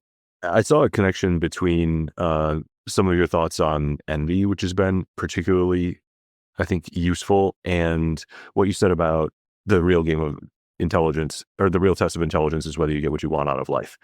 I find if you pass that test, if you get what you want that you uniquely wanted, what is there to be jealous of? Why would you be envious of anybody else? That's a very good point. They do coalesce together. That said, like, it's very hard to pass that test. Our desires usually outstrip our capabilities, and we have a way of manufacturing new ones as soon as we get what we want. But yeah, I have to remind myself to choose inspiration over envy. When you see somebody doing something successfully, what I try not to be is I try not to be envious in the sense that there's no one on planet Earth that I would swap my life with. No one, not even these enlightened beings. There's nobody that I would do a full wholesale substitute, right? So in that sense, envy is not real. But when you look at someone being successful, you can say, well, I mean, there's the comment, you can be like, well, they don't deserve it, they got lucky. Okay, sure. There's an element of that. And with some people, there's much more of that than others, or they're being unethical about it, which is unfortunate. So those are true. But it's not good to fixate on those. Just like we discussed at the beginning, if you fixate on all the unfairness in life, you'll never get anything done. Yeah. So just on a very practical basis, you want to find the part that's inspirational. So for example, one of the reasons why I'm doing a company is, I'm inspired by guys like Elon and Peter Thiel. And Elon is inspired because he does these companies, and, he charges hard and he takes on huge projects and he does difficult things.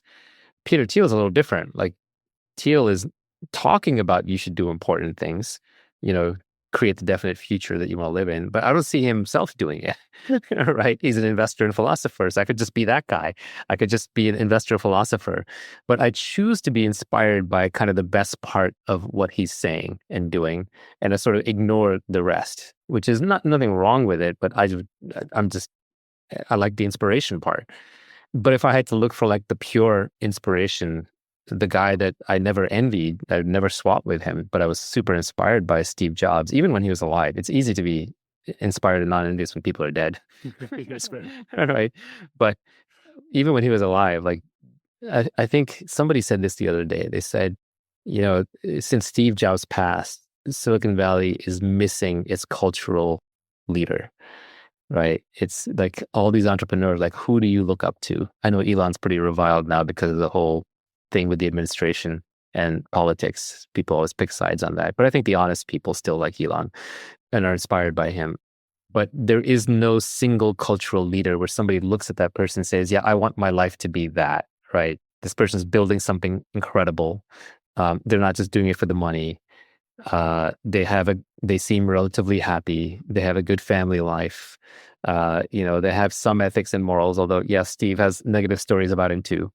But you can't be an extreme character without breaking some eggs. Like, it's just going to happen. You're going to have some negative sides to your personality, and people will want to elevate themselves by bringing those stories out, right? So they'll want to unearth those stories and pull this person down so they can be higher up on the status ladder. But yeah, since Jobs passed, there isn't that single inspiration. But maybe we're not living in that kind of world anymore, right?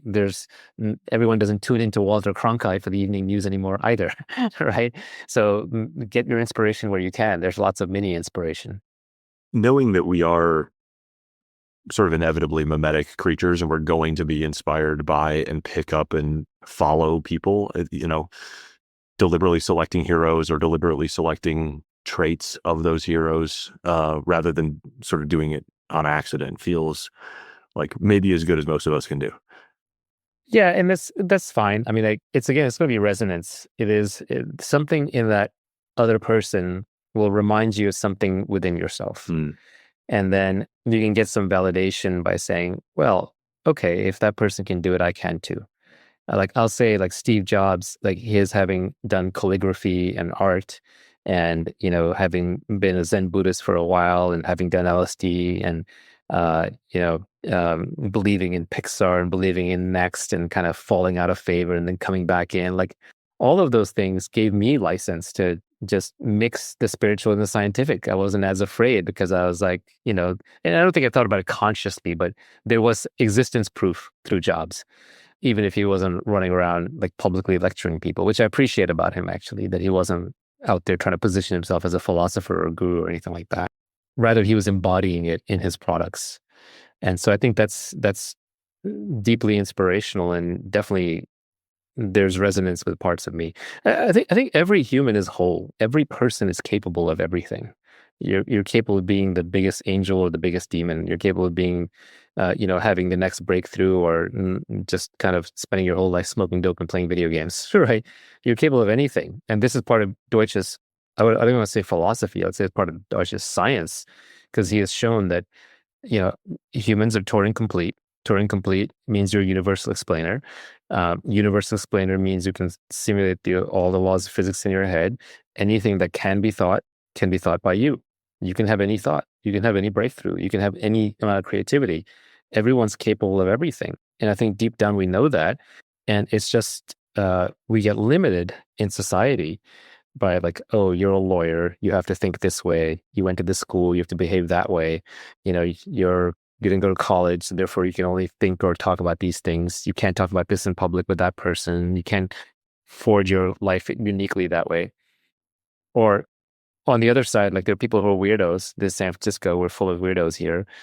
But, they're weirdos who are told you must hate money. You're not allowed to make money, or you're not allowed to, look normal. You have to be ironic. You got to be a hipster. Like, you can kind of do whatever you want. And the important thing is just figuring out what is going to get you what you want, and wanting the right things in the first place. And I guess I would just argue that all of us eventually figure out that you want the long-term things, and the things that make you personally better off. And then after that, you can do the things that make all of society better off. Because if you just obsess on yourself, you're not going to be happy. Well, it's probably a grandiose association, but it feels like you're writing your meditations.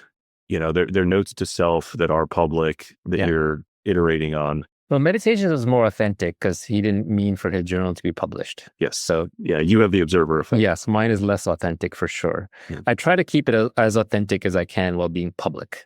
Right? Just being public has some level of inauthenticity baked into it. The guy I really admire is Schopenhauer, because he wrote so much harsh truth while he was alive, and nobody liked him, but he knew he was telling the truth, so he didn't care. And now he's posthumously incredibly famous, or should be anyway. I think he's the greatest of the Western philosophers that I've encountered. Maybe I'll write my real book and it gets published posthumously, because I do live in this world, and now the world is super connected and I have kids and all that. But that's when I tell all the harsh truths. Yeah, one of the pieces of advice you gave somebody who was presently unhappy about finding purpose, finding meaning, was God, kids, or mission. Yeah, that's right. God, kids, or mission. Got to find one of the three. At least. I was curious how those broke down for you personally. Got all three. But my God is personal. I can't even articulate it. I'm not even sure I use the word God, but it's there. I have my own relationship with whatever this is. Kids definitely have them, love them. Broader than that, just family. Family's great. Be close to family, love your family, take care of them. There's no substitutes. And expand your definition of family as you get older. And mission, I have a product that I'm working on. I'm recording this thing with you. I'm trying to self-actualizing as to what I do best. So the mission is narrow to what you're working on now. It's not a grander human level, civilization level. I'd like to be enlightened. I don't feel like I have a right to lecture people on these esoteric topics without myself having explored them all the way through. So in some level, part of the reason why I haven't written a book is because I feel like it might be fraudulent. Part of it is I'm just lazy, so it's a good excuse, but it might be fraudulent. Can you overdose on introspection?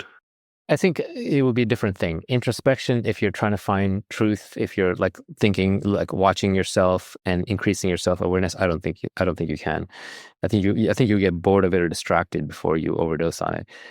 But if you're ruminating, if you're basically like, oh, this shouldn't have happened and this was wrong, and you're caught in that mind loop that depressed people have, then you can absolutely overdo it. So it depends what you're thinking about. If you're observing yourself, that's different than if you're obsessing over yourself or you're obsessing over some problems, some of which can be real, but most of which are imagined. Like one of the controversial takes I have, people don't like this, but if I'm reading a philosopher, right? One tweet I did put was like, the more it matters who said it, the less it actually matters. I think that is true. Like truth is truth, regardless of who it comes from. But at the same time, there's philosophies of how to live your life. And these aren't just like simple statements. These are like this person's entire philosophy, right? And I don't read books these days. I read authors. And I don't read authors. I read philosophers, right? So I'll read Deutsch, I'll read Osho, I'll read Krishnamurti, I'll read Schopenhauer. And because I like them, I'll read everything by them. And until I'm done reading everything by them, why would I read anybody else, right? I'll read everything by Taleb, right? But I do judge these philosophers on the outcomes they got in their lives. So if somebody has a deep philosophy, but they seem like they were unhappy and they didn't get what they wanted, they were miserable about it, then, it's like that line from No Country for Old Men, like, what good are your rules if they led you here? The killer says that when the protagonist shows up in the wrong place, right? So it should lead you to a good place. So there are some modern writers of recent times and celebrities who I won't name, but they basically kill themselves. So I'm like, how great was that philosophy? Like, I'm sorry you killed yourself, but clearly whatever you did as your philosophy did not work. Now, there might be individual truths in there that I can pluck out, but I'm not going to invest deeply in your philosophy or reify your life because it ended badly. You've got a great tweet. The real truths are heresies. They cannot be spoken, only discovered, whispered, and perhaps read. That's right. So that's my posthumous book. Why is that though? Like, why are there so many? Oh, society will lynch you. Why are there so many forces like working against truth? Because society has to stay together. Groups have to have consensus. And to have consensus, you have to have a shared set of beliefs that are false, but make it easier to get along. And like one of those is everyone's equal, right? Everyone's equal in the Holy Ghost and sense. Everyone's equal in this consciousness sense. Everyone's equal in the universal explainer sense.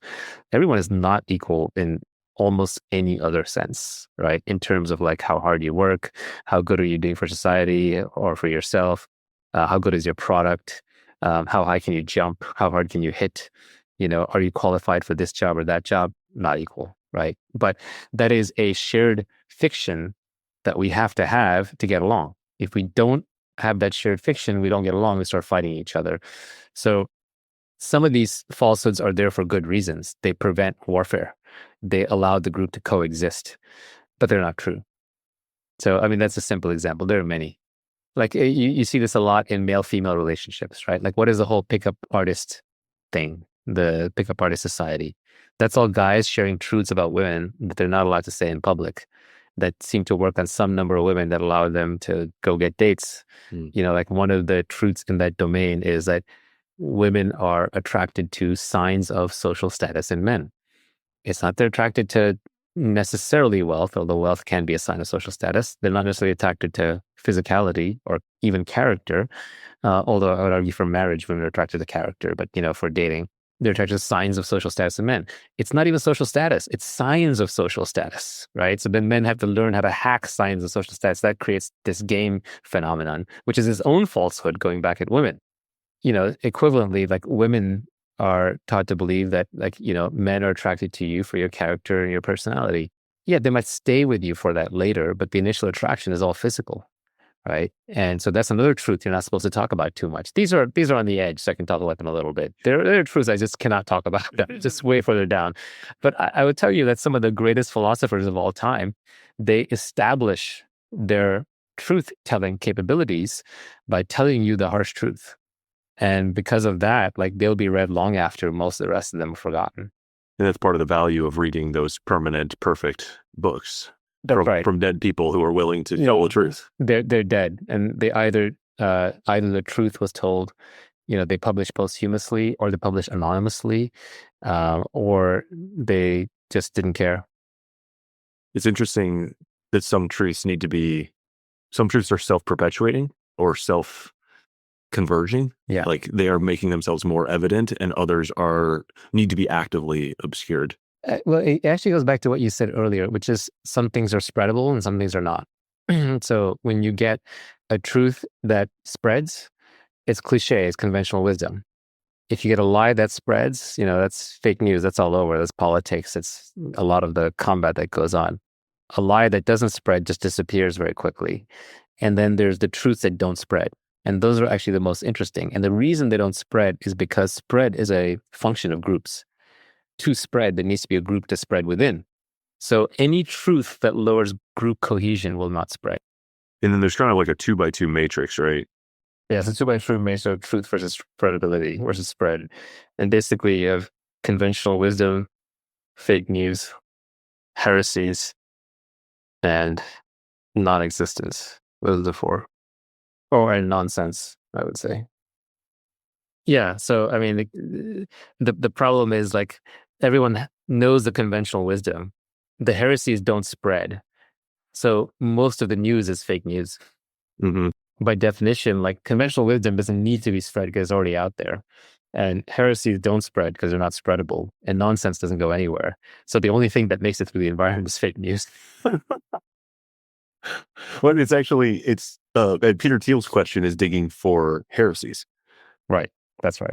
If you want to be non-consensus correct, you need to bet on a heresy. Right. Now, Peter only talks about business contexts. Yeah. But the real heresies are everywhere. Like, they're out there in business, they're out there in science, they're out there in like the field of genetics is full of heresies. Yeah. Demographics. Yeah. Demographics full of heresies, social sciences are full of heresies, economics is full of heresies. Yeah, that's very interesting. I'll read a clip and see if this is updated at all, in particular through Deutsch. My philosophy falls down to this. On one pole, evolution as a binding principle because it explains so much about humans. On the other is Buddhism, which is the oldest, most time-tested spiritual philosophy regarding our internal state. Yeah, I mean, I still stand by that. I think those are both still true. I would just add to it that I think, through Deutsch, quantum physics is our best explanation for the world that we live in, the material world. His epistemology and his replacement of good explanations that are hard to vary, and I add on to that a little bit. Like, it helps me to think of it as also they often make risky and narrow predictions. That's kind of how you determine what's true from what's false, epistemology. So that is an incredibly useful addition. And then computation. And then the linkages between all of these. So linkage between quantum computation and quantum physics and epistemology and evolution by natural selection. And then also with Buddhist spirituality, which I know Deutsch has zero interest in and does not factor into his worldview at all. But that's where you're sort of the practicality of your philosophy comes in, of just like managing the humanness of our minds. Like, Buddhism is the best expression of that. Yeah, it's practical, but I also think it's true. I don't necessarily live my life 100% this way, but intellectually, I'm pretty convinced that the Buddhist interpretation is correct, that consciousness is everything, and everything arises within consciousness, that the self is a fiction. Do I live my actual life that way day to day? No. But I do believe it to be true, tentatively. And I think it is a better model than saying that consciousness arises within matter. I think matter arises within consciousness. Is that compatible with Deutsch? I mean, his thing about the human exceptionalism and we are the only known conscious beings. It's completely compatible. It's the one thing you can't determine is like, is everything taking place in my consciousness, or is my consciousness taking place in everything? Like it is. There is no experiment we know of. Yeah, will that ever be knowable? I don't want to say never, but because someone might get very creative, but I can't think of a way offhand to distinguish between the two. Deutsch has an experiment for the quantum multiverse, which is actually how he came up with quantum computing. People don't realize this, but he came up with the theory of quantum computation because he was trying to create a falsifiability experiment for the quantum multiverse. And so to do that, he had to create an AGI and treat that as an observer and get inside its brain and then see if wave function collapse happened inside the observer rather than from the observer. And to do that, he was like, well, then I need a quantum AGI. And for a quantum AGI, I need a quantum computer. So then he worked at the equations for quantum computing. And that's how quantum computing was born. That's crazy. Yeah, from quantum physics, from the multiverse theory. So I don't want to say never, because he literally invented the field of quantum computing while trying to figure out a falsifiability experiment for the quantum multiverse. So there may be a falsifiable experiment to distinguish whether materiality exists inside consciousness or consciousness exists inside materiality. That's a pretty all-time side quest. Yeah, exactly. But even his experiment is not runnable yet. Yeah. It's you would need an AGI first, and you would need quantum computers first. You mentioned before that you want to write a blog post at some point about how you can map the tenets of Buddhism directly onto a virtual reality simulation. Oh, shoot. I'd forgotten that one. Yeah, I think the way it kind of goes is roughly something like, if you were living in a sim, right? Let's say you found out tomorrow you're living in the Matrix. There's a splinter in your mind, like, shit, I'm in the Matrix. I need to get out, right? So that would basically be like the quest for enlightenment. You'd be looking for truth. You didn't know what it was. This is what the Matrix is all about, right? Yeah. And then you would find out, let's say you break out of it, right? And now you land in another Matrix. You land in Zion. How do you know that's not another Matrix, right? You have an inception problem. How do you know which dream you're in, which dream level you're in? Because the moment you're out, it means you can get out, which means that you can't trust this is real either, right? This could just be a sim as well. So breaking out of the simulation does you no favors. It puts you in an infinite trap. And so then you're always trying to break out of the Matrix, no matter where you are. You never know if you're in base reality or not. So there's only one way you could be convinced you're in base reality, right? Now, you could be dead, but if you're dead, there's no one to convince. You can't have experience of being dead, so that's not valid. But there's only one way to truly break out of the Matrix, which is the white room. In the Matrix, they go into the white room, it's just blank. What is that? It's just consciousness. There's nothing there other than just like pure awareness, right? If you're in pure awareness, that means you're not simulating anything other than just you're there. That's it. The only thing you're simulating is I. So the equivalent to that in Buddhism is when you realize you're just pure consciousness and everything else is just forms that come and go.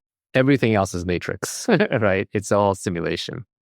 Now, if you're at that model, you're enlightened and you're in the white room in the Matrix, they're functionally equivalent. All you are is pure consciousness. It's really boring. And so what do you do before enlightenment or after enlightenment? Well, there's a Zen saying like, before enlightenment, chop wood, carry water. After enlightenment, chop wood, carry water. So now you realize you're bored, and now you realize why the Matrix or the white room generates the entire Matrix, or why God creates infinite forms, or why, you as God forget yourself and then go back into the game. It's because it's boring out there. So you go be Cypher. So Buddhism in the same theory kind of leads you the same way. So if we manage to create simulations and we put ourselves inside the simulation, at first it would be really fun. You'd be like, I'm in the sim, I can do anything. And you're like, wait, I control the sim. This is really boring, right?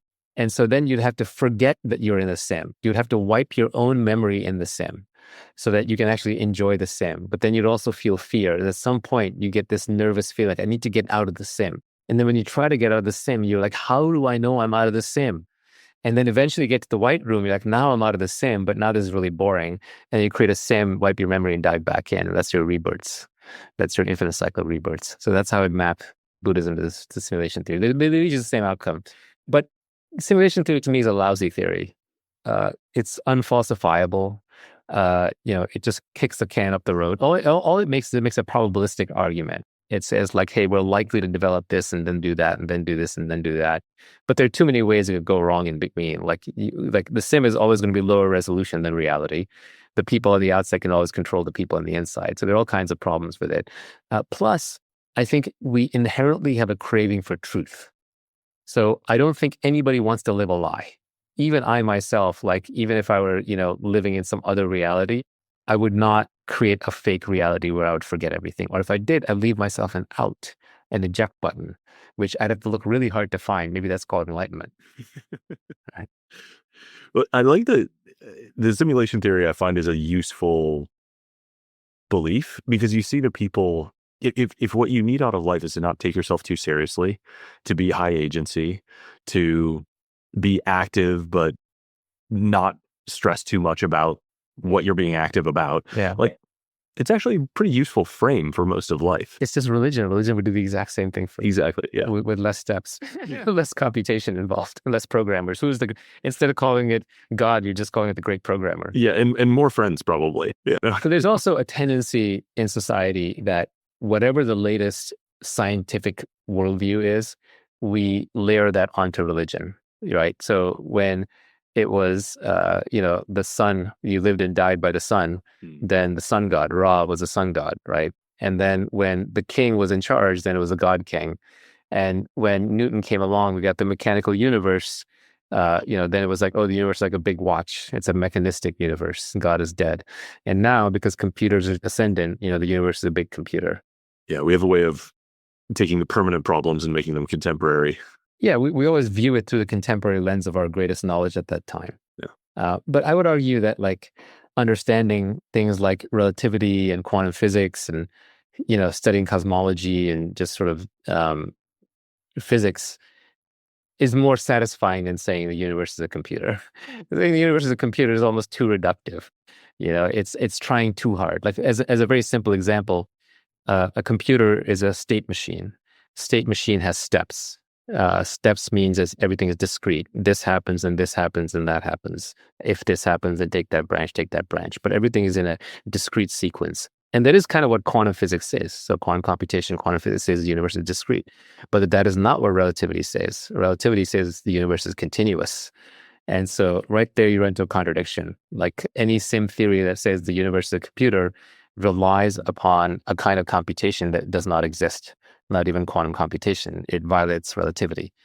And this is why all the compute-based theories of the world, like Stephen Wolfram's, compute-based physics, they run into this issue, which is that reality is continuous. So he's got this whole other thing, this hypergraph thing, which I don't fully understand. But I just feel like it's conveniently mapping the dominant paradigm of our times onto religion, and then hiding God behind the curtain. Yeah, which is we should be suspicious of. Yeah, I think it's easier this is the kind of thing you have to have your own viewpoint on, because no one else will satisfy you. Nothing else will satisfy you. And I think if you can put a name to it, it's kind of problematic. Or if you can put a structure to it, it's problematic. I really love this tweet as a capstone for a lot of what you've shared, because I feel like it ties together a lot of threads that might seem to have an apparent contradiction, which is live for something larger than yourself, but only on your own terms. Oh, I like that one. I'd forgotten about that one. I like that one. Live for something larger than yourself, but only. You know what? I'm going to go do exactly that.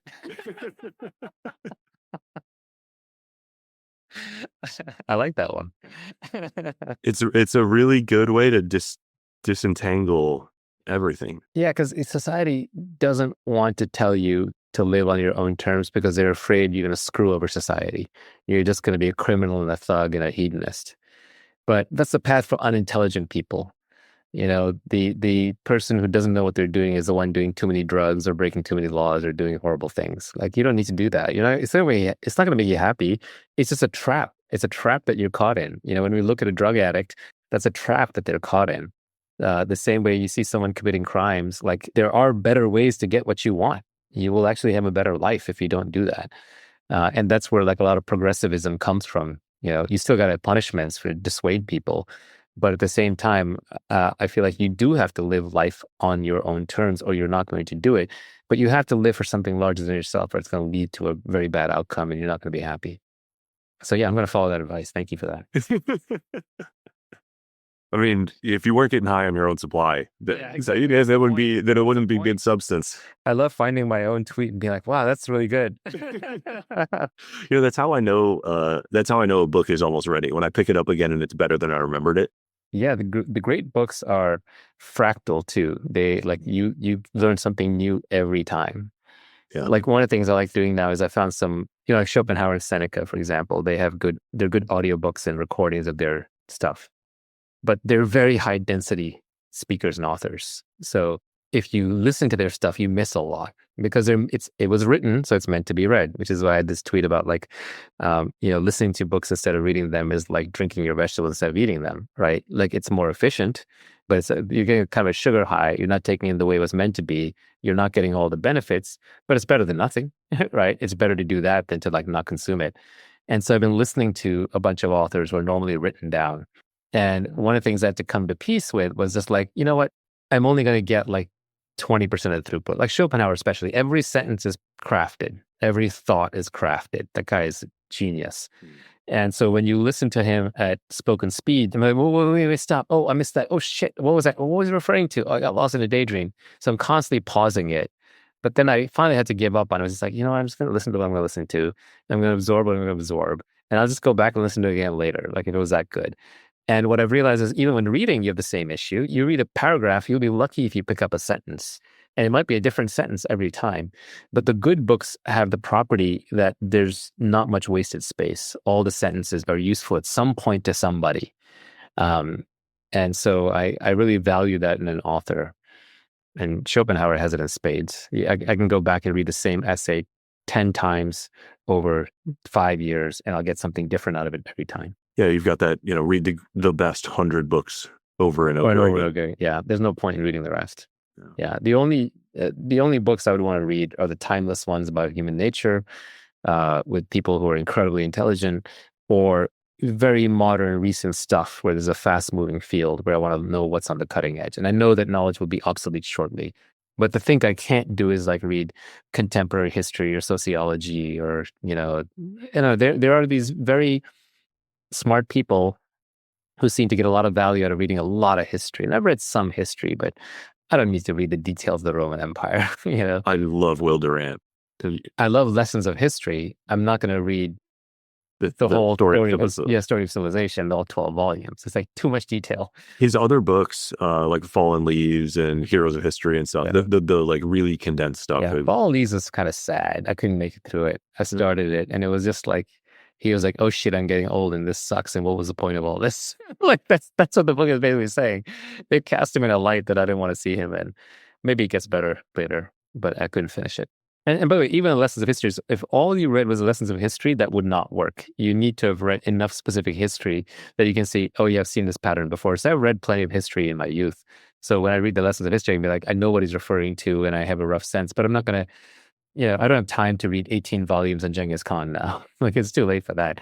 I'll read one volume on Elon because it's highly relevant to my current world as well. But the lessons of Genghis Khan have to be distilled down much more at this point. We live in the TikTok generation. Yeah, imagine your opportunity cost of book selection, like just paying very careful attention to what you're feeding yourself. Yeah, and I think it's actually pretty easy. I think you just pick up a book and you just glance through it and you'll know. There's no obligation to finish a book or turn a page or even read it in sequence or in order or any of the sort. Buffett has a good line. It's like you can read the book, but you can't tell anyone about it. You can't tell anyone you read it. Yeah. That's a sign of a good book. Something I found myself wondering a couple times as I, refresh on all these ideas, is everything best pursued indirectly? I've seen, wealth is best pursued by exploring your genuine curiosity. Learning is best done by, reading whatever you're interested in. Even status is best pursued by serving others. Happiness is elusive if it's pursued too directly. Yeah. It may not be that everything is best pursued indirectly, but the things that seem very elusive are that way because they're best pursued indirectly, right? The stuff we have figured out, we don't talk about because we can pursue it directly. But the stuff that seems elusive is because it's best pursued indirectly. And there are different reasons for different things. In the case of wealth, it's because it's a competitive game. So someone who's really into what they're doing will always outcompete someone who's not into it. So that's where part of the indirectness comes from. And then if you're doing something purely selfish, you won't get the best people on your side. Like, for example, if you look at like porn or gambling or crypto, like especially the casino is part of crypto, you don't get the best team. You don't get good teams because the best people don't want to do that stuff. They don't want to work with you. So now you're in an industry where you just have like, sorry if I call them out, but low quality people working alongside you. And then you're just gonna have a lower quality of life, and you're gonna have people who are less ethical and kind of like, more hedonistic. In the case of happiness, you can't pursue it directly because the direct pursuit of pleasure causes addiction. And that leads to unhappiness that causes dopamine burnout. So the direct pursuit of that simply doesn't work. It burns out the receptor, that you're trying to like modulate in a good way. What were the others? Status is best pursued by serving and supporting others. Yeah, status can't be pursued directly because status is hierarchy, and it's a hidden hierarchy. Like, it's very hard to tell what status someone is. You have to glean it out. And saying that you're high status is low status, because if you're high status, you don't have to say it. Everyone knows it. And so directly pursuing status is a status lowering activity. So that's why people try to be ironic or clever when they put people down. They try to bring people down by saying, oh, Elon's a Nazi. He's evil. He did the salute. I'm like, no, you're a midwit. You're an idiot. You should watch the video and you should see how many so-called salutes people do all day long when they're waving their arms around. So all you've proven is you're an idiot. But what they're trying to do is try to bring him down in status. And so they're trying to elevate their own status. They're trying to pursue indirectly. So a lot of what we see as bad behavior from journalists or on Twitter or modern society with fake news is just the pursuit of status in a covert way. And love, you don't want to pursue directly receiving love, because receiving love is needy, and it's actually not the thing you want. It's giving love is the thing that you want. You can manufacture love anytime you want. I actually envy, quotes, not really envy, but there's a class of person who's just very loving, and can give genuine love without talking about it. The people who are, saying, oh, love, love, love, they'd use the word a lot, they're pursuing status, right? It's just another way to pursue status. But the people who are genuinely capable of feeling and giving love to large quantities of people, like that's a form of an enlightened person. And they themselves always seem pretty happy. When's the last time you saw a person who's extremely loving but miserable? Is this related to the Deutsch's fun criterion? It's not a good brand, but it's... Oh, yeah. No, Deutsch has an independent version of the same principle. He calls it the fun criterion, which is like, if you're not having fun, don't do it. Now, his is a little more extreme. Like, his is like, no, don't teach, this is part of the taking children seriously thing. Like, don't teach kids math if they don't enjoy it. I'm like, God damn it, my kids are going to be mathematically enumerate, and they're too old to pick it up later. So I'm not sure I followed the whole way, but I get what he's saying. And I believe there's huge merit to it. Yeah, he calls it the fun criterion. If you're not having fun, don't do it. And I think he's right. Like, the older I get, the more I do things that are more fun, the more genuine it is. I'm not learning any less. If anything, I'm learning more. It's just, I don't beat myself up anymore about not knowing about things that I should know about. And instead, what ends up happening is I end up learning the things that I'm genuinely interested in. And then I learn more. I learn faster. Actually, this is related to, I've started doing startups again, and I'm doing a very difficult company right now. The name of the company is the Impossible Computer Company. Okay. It's really hard. What we're trying to do is really hard. It might be impossible. And literally the name of the company is Impossible Inc., but we're impossiblecomputer.com. So what we're doing is basically impossible. I talked to 4 people last week, technical experts, each in their domain, a little bit about what we're doing. All 4 of them told me it was impossible. All 4 told me it was impossible for 4 completely different reasons. Right? So it's not an easy task. But I'll tell you, I've never learned faster in my life. Yeah. Because I'm so curious about it. Like, every time something comes up, I'm like, all right, let me pull up the paper. All right, ChatGPT, fire up the O3 Pro engines, fire up Gemini 2.5 Pro. Let's go. Teach me this, teach me that. No, explain like I'm fine. No, back up. What about this? And I call up my co-founder. I'm like, we're doing a whiteboard session. I feel like an idiot. What is this? What do you mean? You didn't tell me this. Oh, you take it for granted? No, this is the hardest part, So I'm learning so much, but because I'm motivated to go out and learn.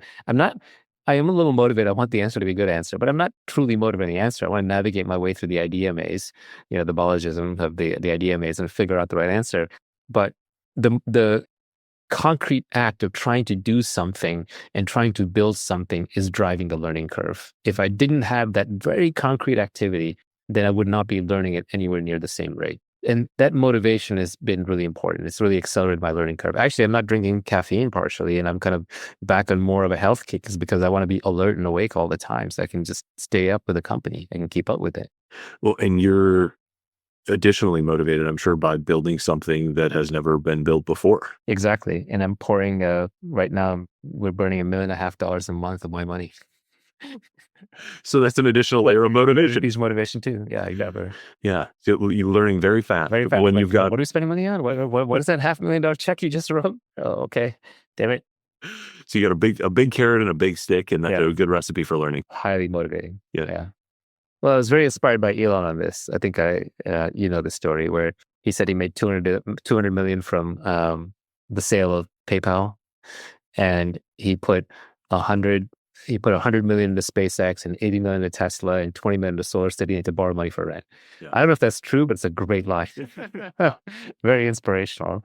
So I'm like, well, if Elon can do that, I can make a bet too. Well, and that story even oversimplifies it a little because it happened iteratively, which for anybody who's on a burning platform knows, like, that's way more painful. Yes, than a one time. So he's sitting there with $200 million and he puts 100 down and says that should be plenty to start these companies and get them there. And then they're going to die. They both look like they're on the verge of death, and he has to write checks for all of his remaining money, including his house. Yeah. Like at the same time, functionally, to keep them both alive by a shoestring, by a thread, and they both lived. Yeah, I don't know how real these stories are, but they're good, man. Fred Smith has one, the founder of FedEx, of how he had to go gamble the last money in Vegas to make payroll, and he did. Yeah. Or Steve Jobs, he poured a lot of his wealth post Apple. He didn't have that much because the original Apple wasn't worth that much, right. But he sank it into Pixar and to Next. Yeah. Because those were all self-financed. Ross Perot, interestingly, was a big backer of Next after Jobs, but he almost lost it there. So it's not to say you have to risk the money to make it. It's more just that you have to have the courage of your convictions when nobody else does. You have to make it from 0 to 1. The space between 0 and 1 is infinite. To make that leap requires everything. Well, it's a good use of capital. What else are you going to do with the earnings than put them into a mission that you believe in, that's doing something that's unprecedented? I could buy a really big house and look down on everybody. Yeah, I think that's part of why Elon, I think, gets so much respect, is he put everything on the line. I mean, the guy will sleep in a tent on the log cabin, for the Starship launch, and whatever motives people can ascribe to Elon, you can ascribe, if you want to be negative, you can ascribe an ego motive, but you can't ascribe a selfishness motive. Like, he's not trying to hoard it. Yeah. He took too much risk. Yeah, world's richest man was a byproduct, not a goal for him. Well, because similar to what you're doing, he is easily overlooked that he did the pre-seed and the seed and the A and the B for both Tesla and SpaceX, basically himself. Right. So not only founder, but biggest funder. I got 2 capstone tweets here. Either create wealth or passive income, or become a monk, or do what you love more than money. What remains is taming the mind and the body, seeking truth, creating love and art. The world has nothing to offer you, and you are free. And that's a big checklist. Goals. The next one's even longer. I'll go through that one again. Either create wealth or passive income, or become a monk, or do something you love more than money. Okay, so that first line is my definition of retirement. Like, if you're doing something you love, or if you're a monk, or if you have a passive income, or if you're doing some, or if you have wealth, now you can retire. Like, you're basically done. So retire, and then what remains is taming the mind and the body, seeking truth, creating love and art. Yep. So that goes back to truth, love, and beauty, right? My favorite tweet of mine is, a fit body, a calm mind, a house full of love. Like, these things cannot be bought; they must be earned. And that's, again, puts the same themes back in wealth, happiness, health, and love. And a calm mind.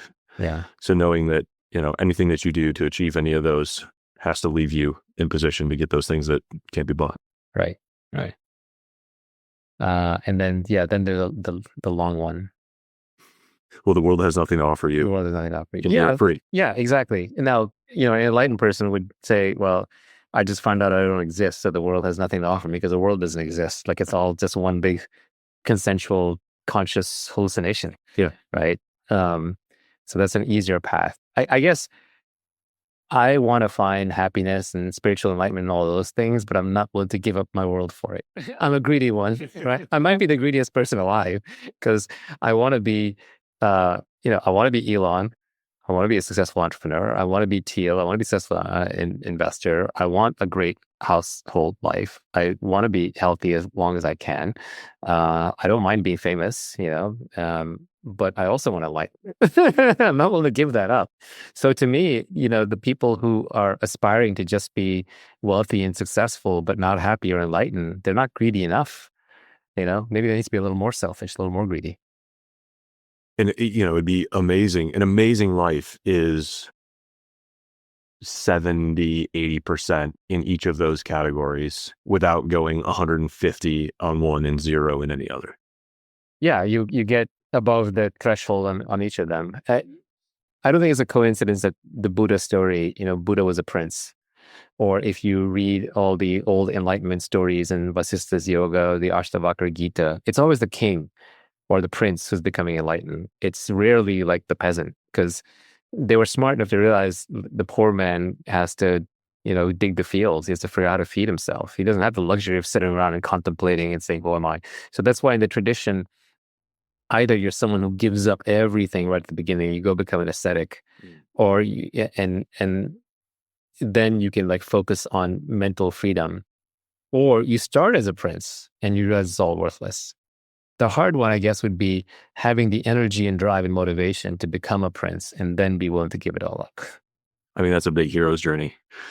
As you list all those things that, you want to be Elon Musk, you want to be Teal, or you want to be a great founder, a great investor. Yeah. I have to temper my expectations here because I'm old. So I don't have the energy level of the 20-year-olds. So I do have to bound my desires accordingly. Well, you've achieved a lot of them already. And I guess I'm curious, can you hold those desires in like a very gentle way where they don't harm you? Have you found a balance with, still striving, still hoping, but not? Yeah, no, I think you can. I think it can definitely be easier than all the people who are like in therapy or doing drugs or mental wrecks or feel attacked. But I was that person too. I think some of it is just aging, but a lot of it is just introspection and self-reflection and, just realizing that this all goes to zero anyway.